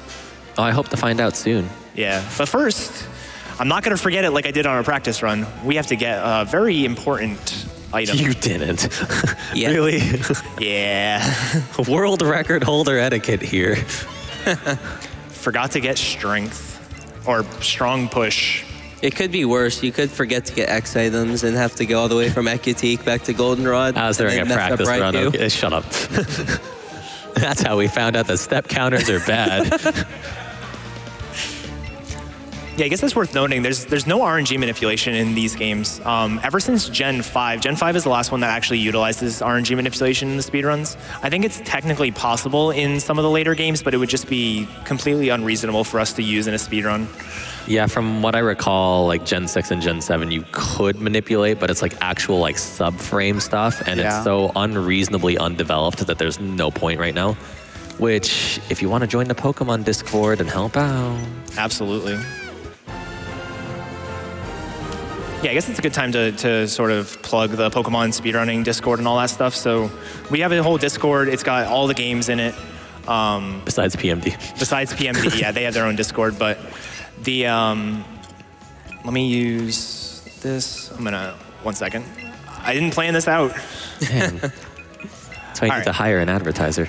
So yeah, PSR Discord, all the different games in there. Let's Go is in there, and Let's Go has a pretty good community. It's, in my opinion, it's one of the easiest games to just sort of pick up and learn.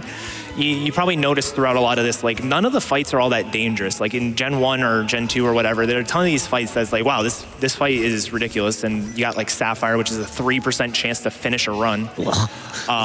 In this game, the difficulty and what really separates the top runners from the sort of mid-tier runners is the catch routing and the catching, getting used to the motion controls and things like that. And those are all things that if you played the game casually, you should be at least somewhat good at. So definitely one of the easiest games to pick up and learn. So I definitely recommend it. And it's probably the easiest one to capture outside of like emulator runs. And the nice thing is too, like, since the versions are pretty different, they are pretty close in time though. So like, you don't really have to worry about, oh, like Eevee's way too fast. Like I should just run on Eevee. I gotta buy another copy of the game. But you can pretty much just run on whatever you have. And they're separate on the leaderboards anyway. So if you want to compare against other Pikachu runners, you can. Or against other Eevee runners if you have that version. And then on the topic of the Pokemon Discord, we actually do have an online marathon coming up in August. Eddaket and myself will be doing runs in that, but it's going to be exclusively all Pokemon runs and stuff. Eddaket's going to do a much more in-depth run, though. He's going to catch them all. Yeah. It's a nice long Diploma. run. No, it's not Diploma. So there's 150 Pokemon in the game. 153 if you count the event Pokemon. And 135 of them. So only 15 Pokemon are unobtainable. So we have a category called All Obtainable Pokemon. It's like a 6-hour run. It's pretty crazy though. Yeah. And in those runs, I would do things like catch Kangaskhan and catch Jinx and all that. It's funny how comparable it is to 124. It's like the same time and everything. Yeah. There's actually a bit of utilization of like the catch combos and stuff to increase rare spawn rates too, which is really cool. Now, this gym is actually super interesting. It took us a while to figure out the best way to approach this gym. For the longest time, we didn't realize if we took the movement pads in a certain way, we could fight, 2 trainers instead of 3, or 3 instead of 4, whatever the number is. Yeah. It's kind of weird how few trainers you fight in gyms in this gen. It's only like 3 or 4 extra trainers from gym battles. It's kind of convenient, though, like how little overall you fight trainers compared to other runs, just because of how insignificant their experience is in comparison to catching. Yeah. Yeah, you're pretty much already set up for the Elite Four at this point, so any extra fights are just slowing you down. Like, what was it? Like the Snorlax that we ran away from gives you more experience than any single Pokemon in the Elite Four or something like that. Like, it's absolutely nutty. Yeah. And if you catch chain to like, 30 or whatever, like even like small, easy things to catch would be more XP than any of the Elite Four trainers would give. Yeah, so I'm going to do 2-controller battle here. Normally I wouldn't, but this Pokemon is a Nidoking that has Mega Horn, and we have to use Hydro Pump against it. Hydro Pump is 80% accurate. We haven't actually used it yet. It's going to get a lot of utilization in the Victory Road. But instead, I'm just going to go for Scald and an X Special just because, safety reasons. I mean, you did buy like 900 X specials. I did. Yeah.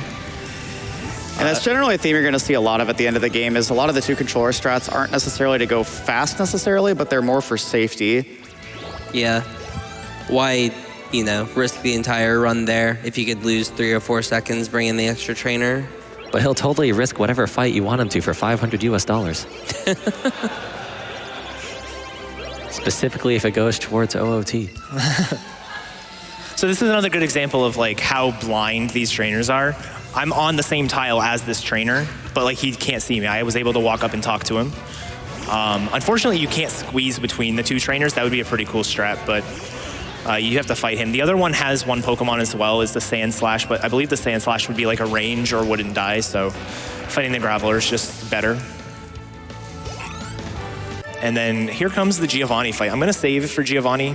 Giovanni is one of 3 fights that we are going to set up an X defense or an X special defense, which will boost our defense stat, obviously, by 2 stages. The unfortunate thing is critical hits ignore that boost. So if I get critical hit, which is 1 in 24, or he has Slash, which is, I believe, 1 in 8, because it's a increased critical hit move.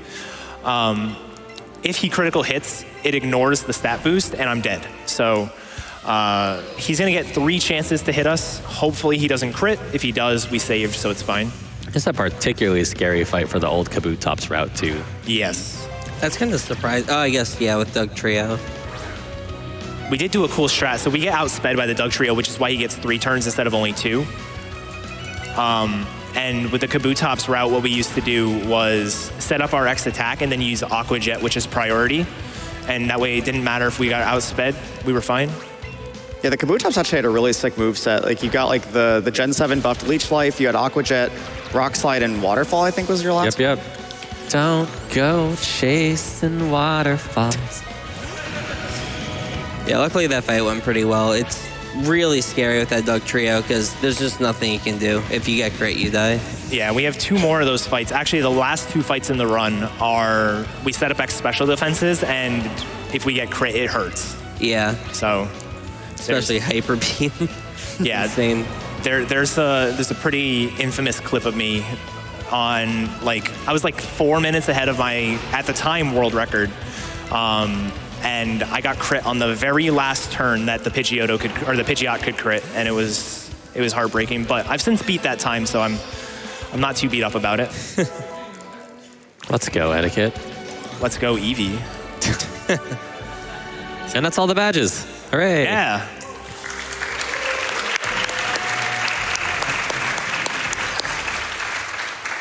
That's another cool thing to bring up too is over the course of the not even a year that this game has been out, there's been so many people that have held record at one point or another. Like, it hasn't even been like 2 people fighting back and forth constantly. It's been like, well, like 2 digits worth of people that have had record at some point. Yeah, it's crazy. Like, Ouro's had record, Keys has had record. I obviously have the record now.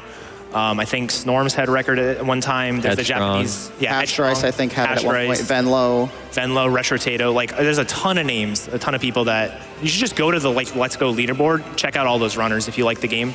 No Shen, no. No Shen, no. You gotta fix that. I did not run this game. You gotta fix that. Shout out to Shen. Let's go, Shen. Oh, thanks, buddy. Shout out to Keizaron. Let's get those donations You idiot. in again, huh? Oh, yeah, there you go. Yeah, what happened to all the Eevee pets? Where are the Eevee pets? I want my Eevee pets. Speaking of donations, you could probably have 1 or 2 here. This is another one of those double setup fights, and once you get set up, it's a pretty easy one. Alrighty, we have $38 from SRC code. Here's $38 for my favorite Pokemon, Rapidash. OT hype! And $500 from Nicholas243. $500 for masterballing the Psyduck. Glad you enjoyed it. The love catch. Something better love story than Twilight. Haha, recycled memes. Hey. That's why they hear high quality content like that. Yeah. Probably a couple more here as well. All right. $83 from Hancock. Here's $83 from my boy who gets no love from Game Freak, Farfetched. Also, cooking with leeks is always delicious. Dude, shout out to Ducks. Let's go, Ducks. Way better than Chiding. Yeah. It's worth noting on this fight, so we do it with Rapidash as our second Pokemon, and it makes the Pokemon order that comes out pretty consistent. And that's a common theme. Like, if I use just Starmie on every fight, the order that the Pokemon come out is going to be very consistent. Like, I'm never going to be surprised by something. When you have Rapidash in your party, sometimes he'll like send out Vileplume second, sometimes he'll send out Marowak second. It really depends on who he's targeting that turn. When in the old run, when we allowed 2 controller and some people were getting Aerodactyl as the ride Pokemon, when you have Aerodactyl in the team, sometimes Raichu comes out second. And if Raichu comes out second and you are outsped by Raichu, you are just in trouble. So it's really consistent now that we have Rapidash in second, because he'll either send out Marowak, which we can just Scald, or he'll send out Vileplume, which we can just Psychic. This fight's also a bit rougher on the Pikachu version because your rival has a Jolteon instead of a Raichu, which is quite a bit faster than Raichu. Yeah, like I outsped, which isn't guaranteed. I checked my stats on the level up before this. I outsped the Raichu, so I was able to skip the X speed, but in Pikachu, you just never would skip the X speed. Now, to anybody crazy enough to be awake for the interview that Eddaket and I had earlier, this is around the area we were talking about trying to find sequence breaks. I'll see if I can show off like what your clip was. Where so something I haven't done because there's really no point to doing it is you can actually talk to your Pokemon, your ride Pokemon, and it will be like, oh, he's looking around for some berries or something like that. He says something, I don't know, but informative. When you do that right before talking to one of these people, you can sort of like get past them a little bit, and the Giovanni one is right next to the entrance to Victory Road. So if there was a way for us to like talk to our ride Pokemon, and then get past him after that. So like I'll see if I can show it off here. So like you can talk to him. I'm a little bit far away, but you can see like I sort of like jolt a little bit past him. Keys has a really good clip of it where he got really close to the door. So that's one of the places where we're thinking it might be possible to like, if we can skip that badge check, that would save, I mean, the Giovanni split's like a 7-minute split. We'd be able to save that time. You'd be able to save that, plus you could save the time from not fighting Viridian Rival because that flag wouldn't be set. Exactly. So it's a good, like, almost 10-minute time save. I wonder how the game would handle it if you were able to skip it. It's always weird not knowing what would happen with the game. Screw this fight. Yeah, So this is another fight that he's using 2 controllers for safety. It loses about 10 to 15 seconds. Generally what you would do is set up an X special attack and then go for Hydro Pump on the Kangaskhan. Unfortunately, Hydro Pump can not only miss, but it's a range. And if you miss, the Kangaskhan will most likely just kill you. Yeah, so he has Crunch, which does half to a little bit over half health. So you have to set up an X special attack. So doing this 1 controller fight, it would be X special, get hit by Crunch, then Hydro Pump, and if you missed Hydro Pump or missed the range, you'd get hit by Crunch again and you'd be dead. If you somehow lived, he also has Sucker Punch, which is a priority move, and you just wouldn't live through that. So like, it's a terrible fight to do 1 controller. You really only do it if you need to save that 15 seconds. And even if you save that 15 seconds, there's a bunch of other fights here in Victory Road that can like put you to sleep and just waste a ton of time. So it's like really just never worth it. It's also the first time he's really repelling.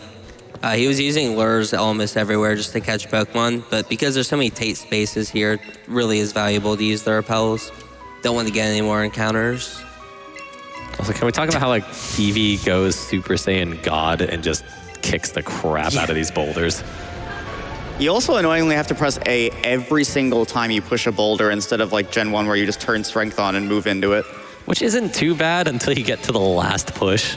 I love how he's like glowing orange too. It's like Yeah, exactly. full power. He's charging up. Just mind if I cut in real quick with something? Sure. All right, so Twitch chat is actually a bit restless, surprise, surprise, but they actually are trying to get a $5 donation trade-in started at the 3-hour mark, which I think is a pretty great idea, if you ask me. So what do y'all think? Think we can make that happen? Yo, let's get a $5 donation train for the power of love. Absolutely. Yeah, that'll pretty much just be the entirety of Elite Four too, so. Also for $1,000, he'll put the Psyduck in his party. Ooh. It's true. Speaking of $5, don't forget about Twitch Prime. Those of you in chat with Twitch Prime, make sure you use it. Subscribe for free. No Onyx, stop it. Not through here. Here is a very bad idea for me to use Onyx. There's a lot of trainers here, and a lot of them are dangerous. Like, there's actually a trainer that we're going to be able to skip. You're saying we could add danger to this run by riding the Onyx?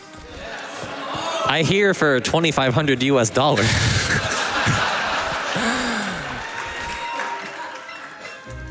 So this is kind of convenient, just having Officer Jenny just hanging out here like, hey, I'll heal you for free. Shout outs to Eddaket pushing this boulder into a corner during a world record pace run and not being able to push it any farther. You guys are bullying me. What? Us? That's why we're bully? here. Never. Imagine calling us bullies. I know. Imagine. Imagine being on back couch and tweeting at us to bully Eddaket during the run. Shout outs to Kirby Massa. Hey, Keys. Shout out to Kirby. Keys, imagine getting under your original estimate. All right. So this is actually kind of some cool I hope tech. you mess this up. This is some cool tech. This girl looks required. She's Damn not. it. That's actually harder than it looks. That went way smoother than I was hoping for. That's awesome. Yeah, same. One of like the dumb things about it is like every button on the Wii, like I just called it a Wiimote. Every button on the Joy-Con, I can talk, acts like an A button basically. So if you accidentally press like the joystick or something like that, you end up with the potential to talk to her. I used the wrong move. I'm smart. All right, we're good. But yeah, you end up with the potential to talk to her, and like not even getting seen by her, talking to her is just like the most depressing thing. The Joy-Con sticks are pretty sensitive too as far as clicking them. It's kind of weird how many of the trainer skips there are and how much time they save, so Yeah, like it's really important to nail those. she's actually pretty dangerous. So she has a Dratini, or a Dragonair, a Wigglytuff, and a Hitmonchan. The Wigglytuff has Shadow Ball, and that is a scary thing to come up against. So if we did hit her, there's a backup, but it's a very good thing that we didn't. So who wants to count down with me for the $5 train? Yeah. Yeah? All right. Yeah? Oh, wow. You guys don't sound excited at all. Who wants Go to like count 10 down with me? seconds out. We'll go There we with 10 go. seconds. Here we go. All right. 10, 10, 9, 8, 7, 6, 5, 4, 3, 2, 1. Give us all your money. You know what? Oh, it's so sad. Aw, not for long. Make it happy. Yeah, for the people. Give us money. Well, hey, we have a moment. I have some relevant donations to that. Absolutely. Yeah, we have $500 from HSO24. Here's my part to give Eevee more love. Pet that Eevee. Hey, good timing. Good timing. $500 from Eevee5. Pet that Eevee. Good timing. Good timing. And $500 from R2JL. Pet that Eevee. Good timing. Good timing.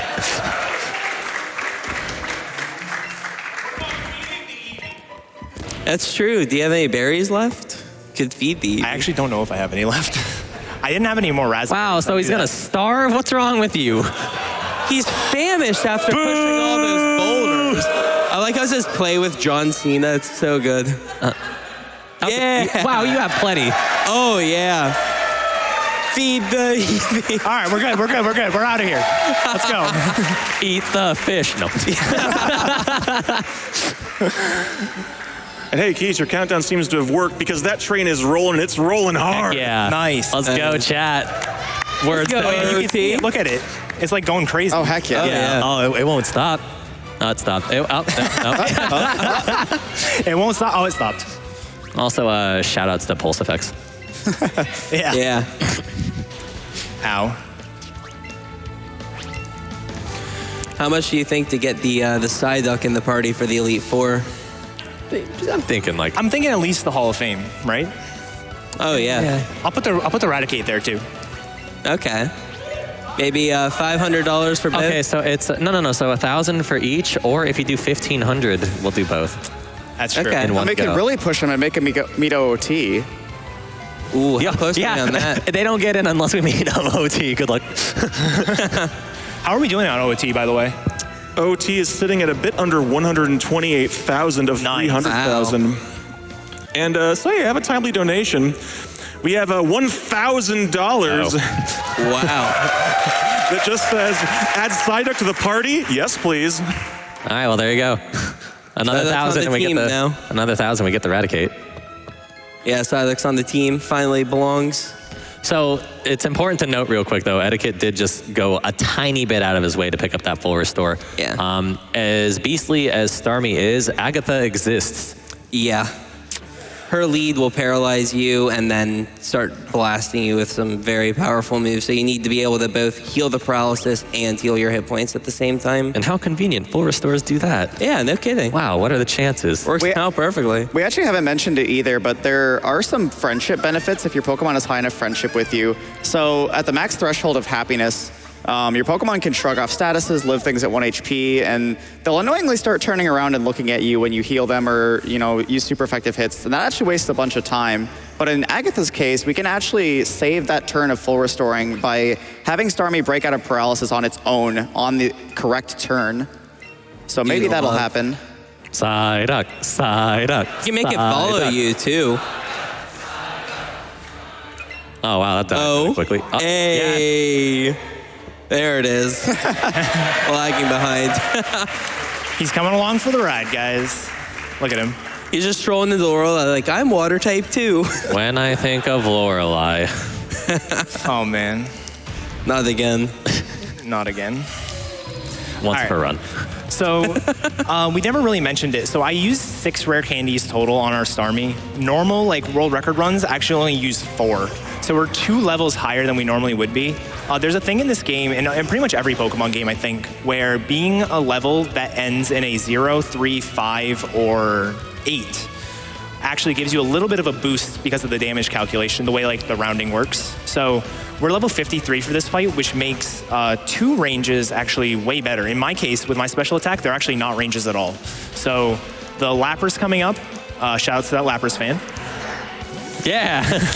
The Lapras coming up here would normally be a range for me, as well as the Jinx right after. So luckily we're able to just one-shot them and not have any worries. The downside to using extra candies is you'll notice Starmie here turns around whenever I use a super effective move. That's something that only happens once you hit 153 friendship, I think it is. And normal runs don't get those turnarounds until Agatha. We're already seeing them here. It wastes about 2 seconds every time it happens. And one of the main problem Pokemon in the Elite Four is the Dragonite on Lance. And conveniently, with the normal routing, you would hit level 53 for the Dragonite in particular, and it's just enough to make it basically guaranteed. The Dragonite's a huge jerk. Yeah. Yeah. Yeah, with my special attack, I should be fine. Yeah, it's kind of nice how broken the X items are because you can just destroy these trainers. It's kind of how every Pokemon game ends up. You just set up and just sweep everything. And that's Lorelei. So 1 out of 4 Elite Four members down. I wonder if there will be a surprise battle after the Elite Four, maybe a champion Dude, of Psyduck sorts. is the best. Look at him. Hey, chat, I'm going to give you some insider information. I'm not allowed to pee unless you guys hit the OOT incentive, so please. Wow. I've been informed by my bosses. Can we have that as an incentive as well? Free Keizaron. Free keys. So it's Ocarina of Time and then in parentheses, free keys. I really need to pee. Trapped on the couch until donations met. Oh my goodness. So something kind of interesting about this fight is you usually wouldn't have 2 Pokemon with you, but if you do have a second Pokemon with you, Onyx can use Stealth Rock, which he just did there, which just saves us a little bit of damage and can potentially save some healing. Yep. I remember this fight with Kabutops. Ick. Yeah, this fight with Kabutops was really rough. The worst one. You had to double Leech Life Poliwrath and heal through Superpower, and it was just terrible. Yeah, it's kind of unfortunate Kabutops comes with the rock typing because it's just not very good defensively, and you get hit by like fighting moves and grass moves, and it's just bad news for you. The funny thing though is even though we're talking about how like Agatha can really troll Starmie, I think Agatha was Kabutop's best fight. Agatha was awesome. Like Yeah. you just used Aqua Jet for the most Yeah, part. because you're a physical attacker, and a lot of that fight is especially defensive. Yeah, and you don't even have to worry about like getting outsped because hey, Aqua Jet, go me. Yeah, priorities are really good on that. All right, so this is Bruno down. We're going to heal after this fight for Agatha. I technically can go into the fight at this health. So the way that we want this fight to go, ideally, Psyduck's gaining a ton of levels, by the way. The way that we ideally want to go into this fight is get Glare turn 1, that'll paralyze us, and then we need to set up an X special and an X speed. So we'll get Glare turn 1, we'll set up the other one, so we'll do X special, X speed. She'll use Crunch. Crunch does about half health, and then we'll full restore the next turn, which will heal us and get rid of the paralysis. And then we will be able to... Psyduck walking in the background, so cute. We'll be able to heal, or we'll be able to sweep after that. It's just skipping along. He's so just happy. Dude, like, ready? Look at him. I'm here. He's the best. But Psyduck might get his chance to shine. There is a chance, a small chance, that Agatha will use Crunch on turn 1. If he uses Crunch on turn 1, I will be very scared and I will bring out the second controller. So let's go Crunch. Power of love. It's going to gain so many levels if it That's goes out fine. in battle. It Hey, maybe deserves it. it might be Golduck if he gets his chance to shine. We might get a Golduck out of this. Crunch. For the fans, Crunch. Aww. That's sad. Bring it out anyway. Boo this snack. Boo. Boo. Agatha's Ow. no fun. Ow. It broke out on its own. Power of love. Nice. Perfect Yeah. fight. Oh, that's never been useful for me. It always gets the power of love turn 1 when it's like, Yep, I still have to set up. Yep. Yep. Oh man, that's awesome. Relatable Yeah. content. Really funny. It has to be on turn 2 specifically, so you don't get glared a second time. Yeah, You could get it on both turn 1 and turn 2, but Yeah, true. that would just be mega hype. Yeah. I like yesterday when you were on 1 HP, got hit by self-destruct and stayed on 1 HP. Oh my god, that was amazing. Yeah. Power of Love is so broken and so anime. Now, is there any updates on getting the Eradicate in the party by chance? Not yet, I'm afraid. There's not currently love for I Eradicate put out there. so much faith in chat. What I a thought people liked shinies. I thought people liked fun. Should we just grind him up and give him to the professor? Yeah, that seems good. You guys don't want him. Yeah, if you guys don't donate for Eradicate to get in a party, then we're just gonna send it in Yeah, for candies. if we don't get him saved by the end of Lance, I think he's going to have to go to the professor. I'm pretty sure. You can just feed it to Starmie. I like that idea. Yeah, we'll feed it. We'll feed the Eradicate to Starmie. So brutal. Hey, we make delicious candy out of it. Now, is Did you there- see how ugly it was? It deserves it. Yeah. now what's the progress on my bladder? Yeah, me too. Surprisingly, we do have something for that. Oh, hooray! We have $100 from 6 feet deep that just says free keys. Yes! I can't wait to eat Eradicate. Someone will save him, I hope. Last minute. This is your last chance. This is the last fight before we grind him up. So this fight requires a lot of setup. We're going to start with an X special defense. We're going to get 3 X special attacks and 1 X speed. All the while, this Seadra is just going to be pelting us with Dragon Pulse, Hyper Beam, and Hydro Pump. Hydro Pump. Yeah. Don't get crit. Hyper Beam is like nice but also scary. Hyper Beam, Yeah. if it crits, hurts a lot. But if it doesn't crit and it's just like a normal move, it has to recharge the next turn. So it gives us essentially a free turn of setup. Be Yeah, smart. special There we go. defend first. Hyper Beam, that's good. Yeah, so now he can't attack this turn. So it just sort of saves a little bit of time. Yeah, another Hyper Beam would actually be pretty nice here. Yeah, ideally you actually get 3 hyper beams, and the third one basically allows you to heal during the fight and not have to worry about menuing after. So Good. I'm not gonna get it, but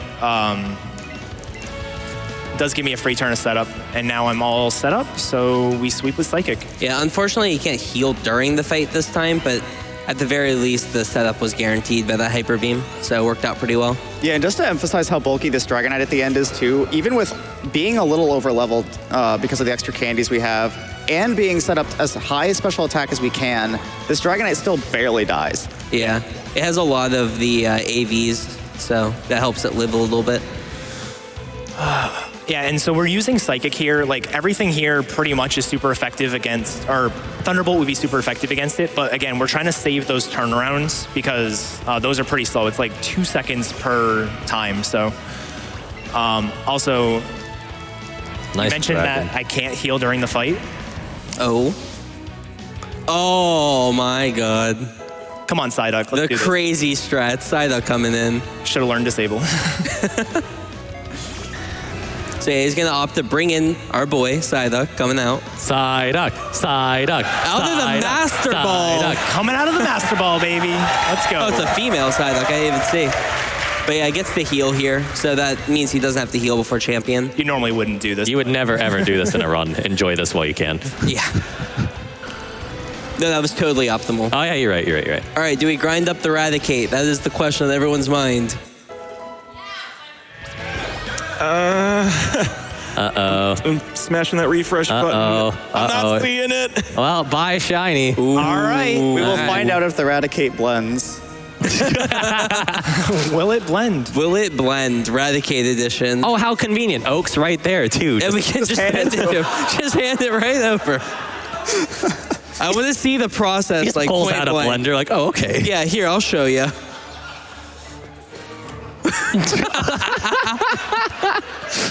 Oh, wait, I'm already healed. That's right. Haha. We did. How does this work? All right.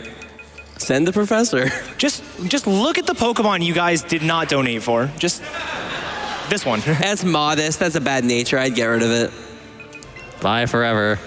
Oh. Haven't taken that. Oh. All right. Oh. What? Oh. What? How do you do this? Oh, It's been so long. Goodbye. It's been routed out. Oh, yeah, quick candy. That might help. Hooray! Oh, delicious candy. Oh. Yeah, there we go. Heck yeah.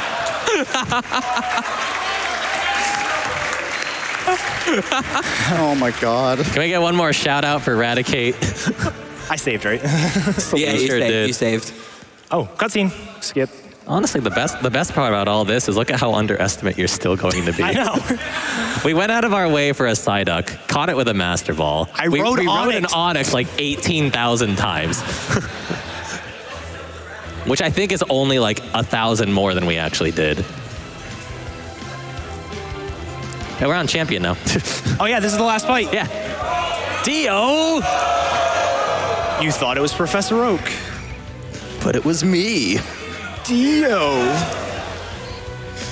Pidgeot can kill you. With the FYI. Mega Evolution. Yeah. Whoa, spoilers. Oh. Oops. Whoa, the Mega Evolution. Whoa! Shout outs to Sword and Shield. Hey, Eddaket, what's the co-op record right now?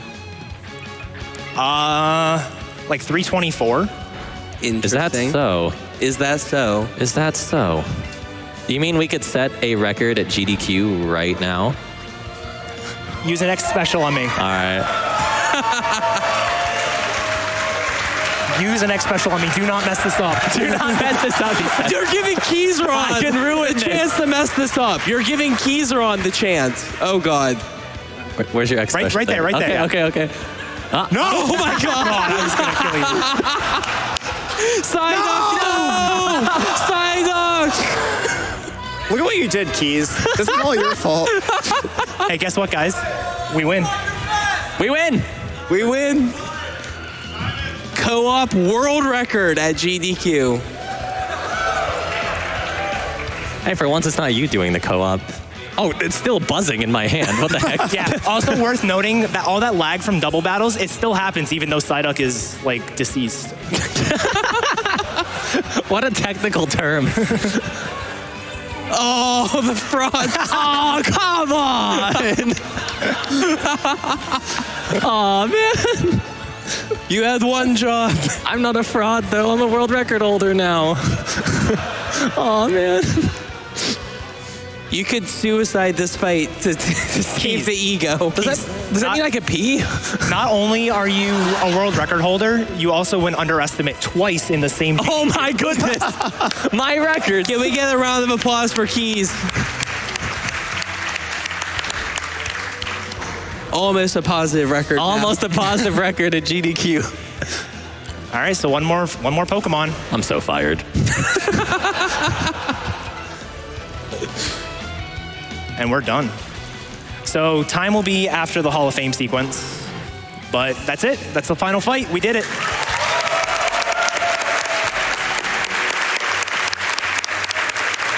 Yeah, so while we're going through this this final little bit, it's like a minute long, I just want to do a couple quick shout-outs. Shout out to the whole PSR community, especially the Let's Go community. We did an amazing time routing this game. Like the first records, if you want to call it that, were like in the 330 range. And I mean, currently the record's 306. This run was a 317, 318. So it's really amazing how far this game has come in only like 7 months. And yeah, I mean, that's pretty much it. Check out the PSR Marathon in a couple months. And that's pretty much it. I don't know if you guys want to say anything else? Shout outs to Eddaket's girlfriend. Yeah.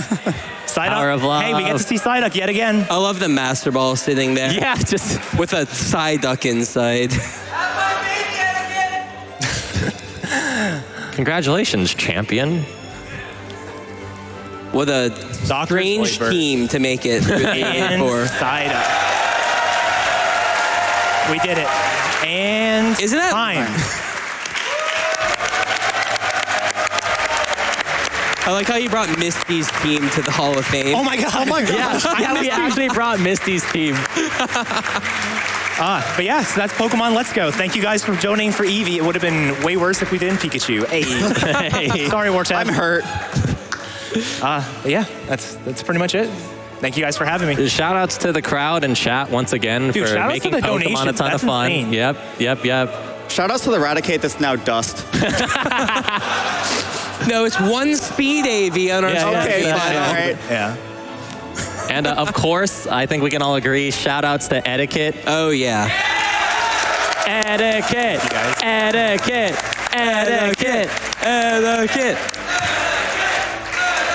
Thank you guys.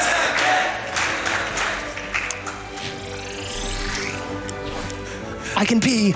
He's so bad.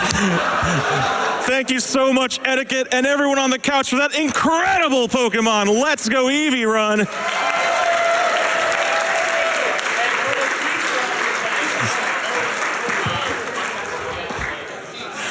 Stick around, friends, because we've got Super Mario World coming up. While we're getting that set up, how about we jump back into a few of your donations here? We have $27 from PokeNoob14. Here's $27 for Sandshrew, the best rock doggo around. Pokedex donation train is my favorite donation train. Give me Ocarina of Time. Boy, oh boy, I'll tell you something about Ocarina of Time. We've raised $21,000 in the last 30 minutes for Ocarina of Time. And it's currently sitting at $141,000 and 665. Let's try it again. $141,665 of 300,000. We're almost at the halfway mark.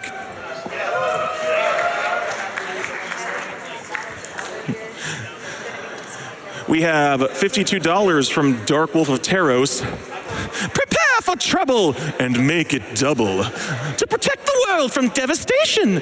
To unite all peoples within our nation. To denounce the evils of truth and love. To extend our reach to the stars above. Jesse.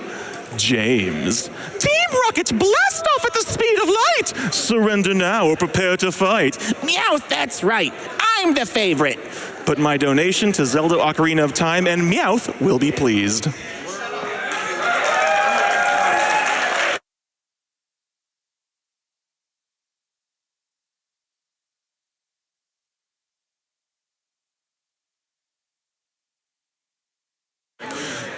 We have $382 from Ace Trainer Miles. It says, favorite Pokemon Dex number hype. You enter the Cave of Origin, knowing that the Pokemon at the end is causing the weather to go out of control. You arrive and get ready for a battle. From the depths of the ocean it arises. But wait, it's not the normal blue color it usually is, but a gleaming purple. Yes, it's a shiny Kyogre causing all this madness. Prepare for battle.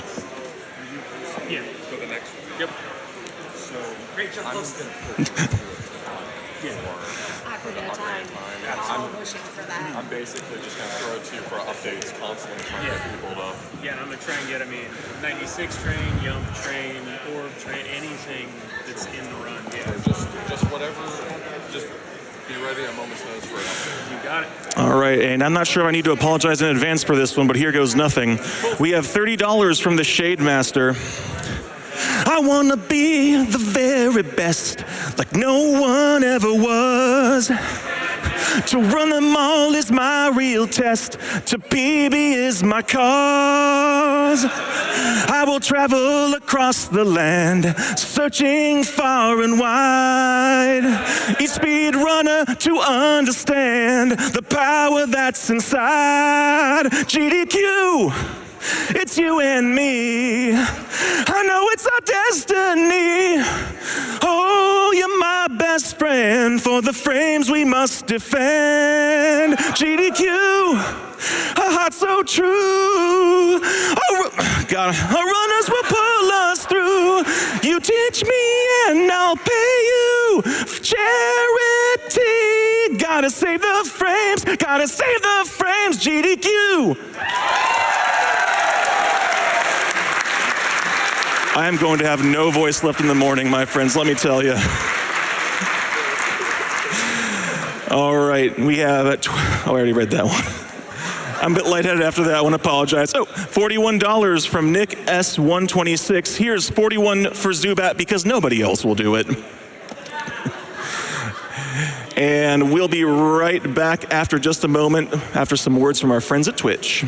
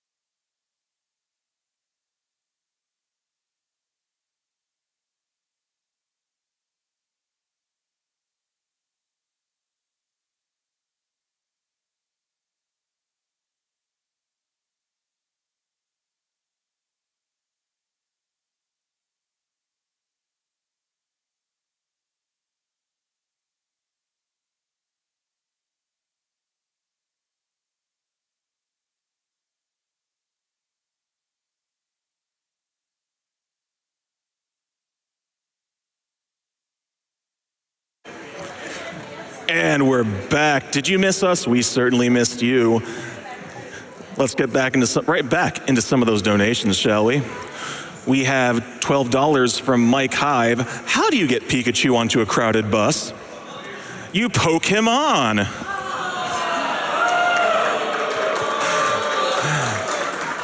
And we have a $10,000 donation from a very generous anonymous who simply says, let's have that Ocarina of Time. And with that, it is sitting at $154,704. Dang it, I did it again. $154,704 of 300,000. We're over halfway there.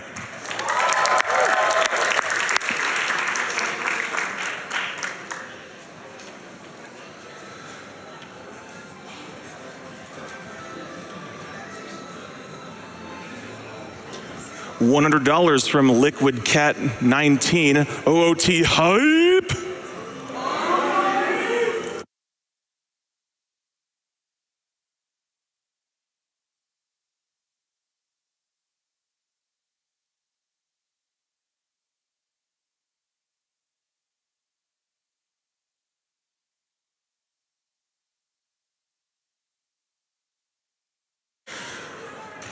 $150 from Silent Uvia, who says, amazing Pokemon Let's Go run. Now let's make Ocarina of Time happen as well.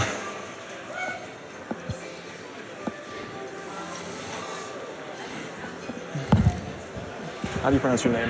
Yo, BGS. All right, my friends, it has been an absolute joy to be behind the mic for you this week, but I'm going to have to say goodbye. But I'm going to leave you in the very capable hands of Yo BGS, and he'll be taking over as soon as we hear some words from our sponsors. Goodbye, everybody. Have yourselves a great final day.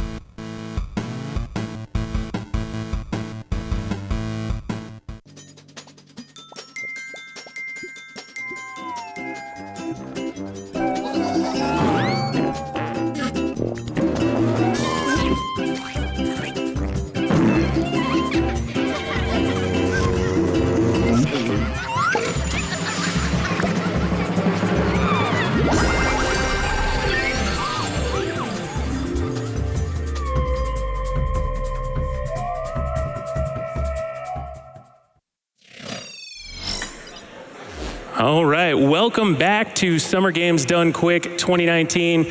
I'm Yo BGS. I will be your host for the Super Mario World 96 exit race that they're getting set up for right now. In the meantime, we'll tell you about a couple donations. We have a $1,000 donation from TGS. Saying, saved my tax return for SGDQ. Well, thank you very much for that. We also had a $20 donation from Eevee saying that GDQ Pokemon song was planning on donating eventually, but I had to donate for that. And Bookworm71 says we have a $25 donation donating for KrunchyLex's amazing singing and the Ocarina of Time bonus game. And with that, speaking of the Ocarina of Time bonus game, we are just shy of $160,000 for that $300,000 goal. And we're going to take it over to Keizaron for an interview about that game. What's up, SGDQ 2019? It's Keizaron. Who's laughing at me? What is there to laugh about? How dare you? Anyway, I am here with Torge. Hello, welcome. Hi, thank you. So we're actually just gonna go like straight through some social media questions because we know what OOT is. We know who Torge is. So let's just get your questions out of the way. So let's just start right off the bat with @Haptic Noise. What must one do to obtain such fabulous, luscious golden Nordic locks? That's a good question. You just shower every day and brush your hair, and don't cut your hair too often. You gotta get that length. The secret's hygiene? Just hygiene. Oh my goodness, hygiene. It's super important. Who'd have thunk? All right, we got this from @Pyrosaur. If you could have an OOT remake with one shiny new added feature, new stuff, what would you want added to the game? Probably the feature from Twilight Princess where you can double tap start to just skip cutscenes, because you can't skip cutscenes in OT without like going out of your way with like crazy glitches and stuff. So just having double tap to skip cutscenes would be great. I don't know what it's like to skip cutscenes ever, so I'd be really happy about that. You're double added in this tweet, by the way, by @JoshTheGaming. So it's @Torge. So is there a second one of you like hiding behind the couch or something? That'd be kind of cool. What's the easiest trick you can pull off in Ocarina of Time?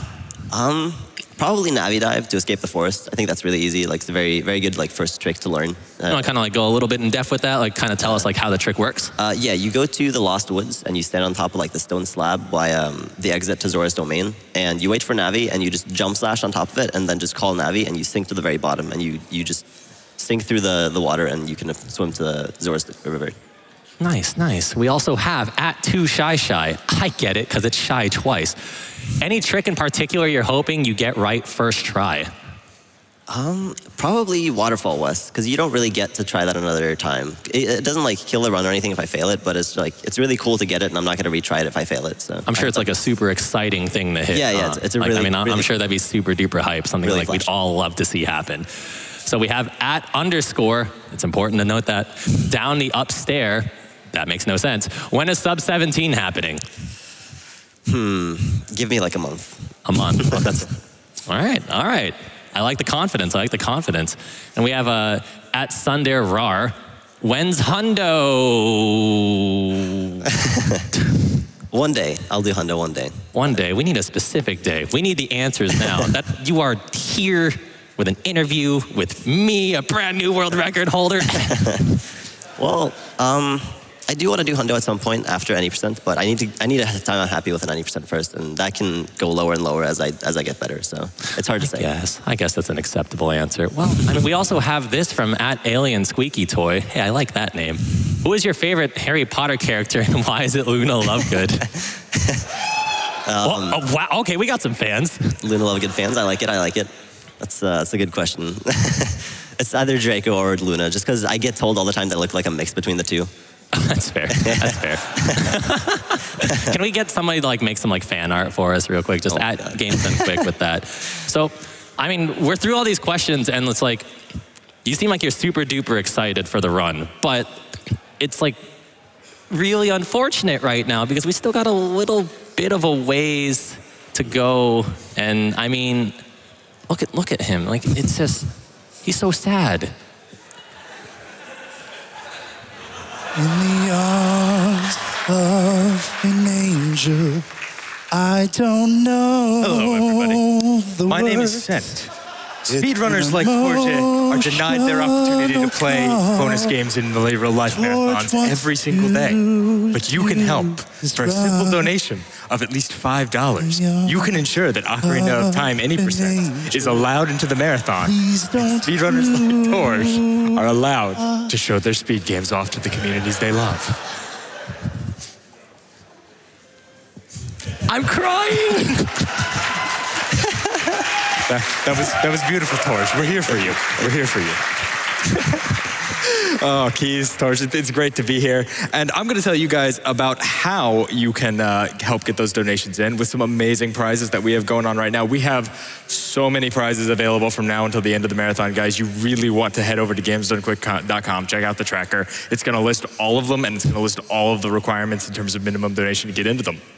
But to just go over a few things real quick, $50 is going to get you into a one-of-a-kind art print from our very own in-house artist, LOK. The one-of-a-kind made for this event is a 6-foot-long banner. It's one of the banners you guys have seen on Twitter, on Facebook, on the site itself, and you could take it home. $150 cumulatively from Mega Man Block yesterday to the end of the marathon is going to get you into a chance to win an amazing Alienware PC. This thing is insane. It's got a TI 2080, a 2080 Ti, got that backwards.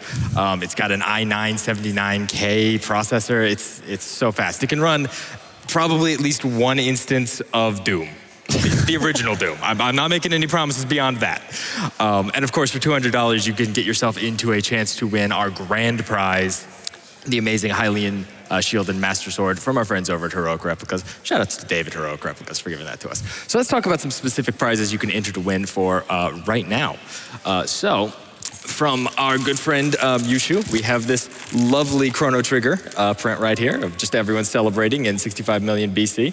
Got a lot of detail in there. Absolutely love it. It's a $10 minimum donation, again, from now until the finale. So you got time to get those donations in, but make sure to get them in. And make sure to get them in so that Torj can actually run Ocarina of Time any percent.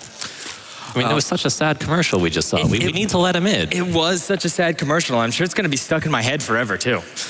So from our friend Marlo Dobb, we have this absolutely beautiful print of Frog from Chrono Trigger. It looks great. I love the style. The audience loves the style. Everyone loves it. $20 minimum donation from now into the finale. Get those donations in, guys. Come on.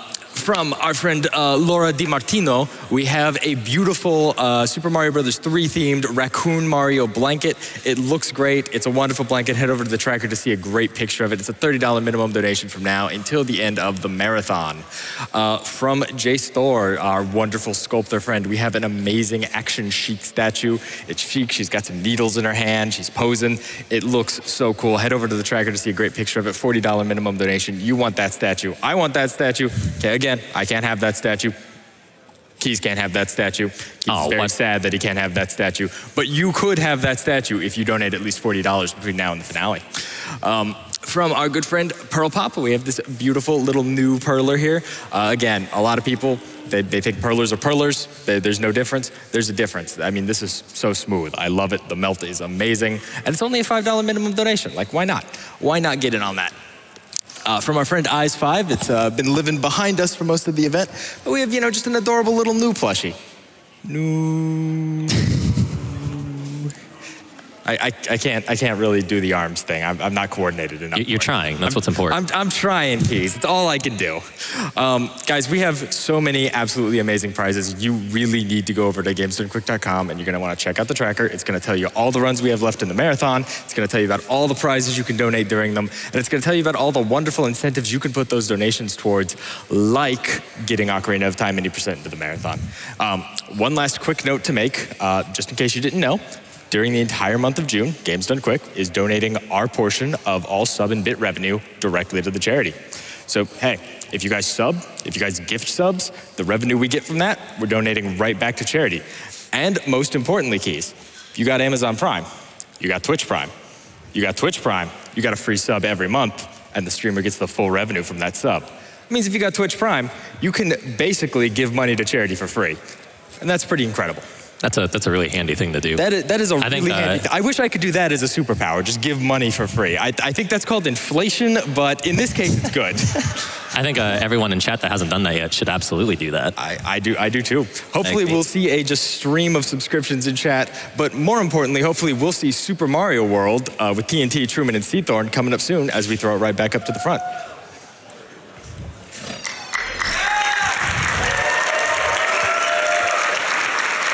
And just so you know, during that interview, we got about another $8,500 closer to seeing Ocarina of Time. For the low, low price of whatever you can donate, you too can sponsor a Torch for a run of Ocarina of Time.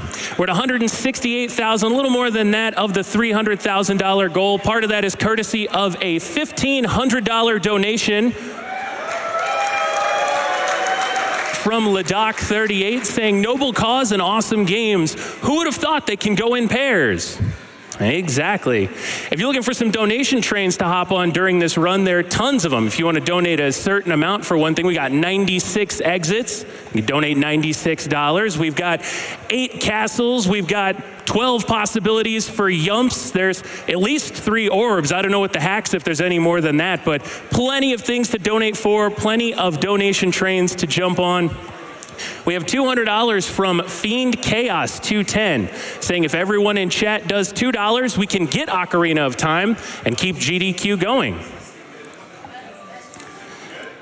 We also have $200 from Evasive Maneuvers saying engage pattern Oscar Oscar Tango. And that stands for Ocarina of Time.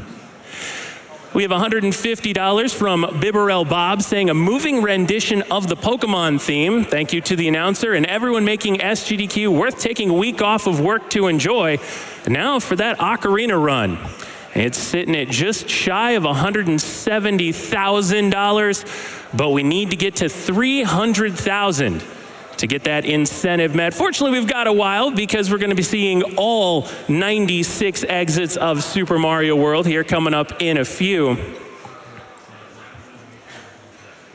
All right, we have a $100 donation from Mr. Squirrel saying, let's get that 100% donation incentive.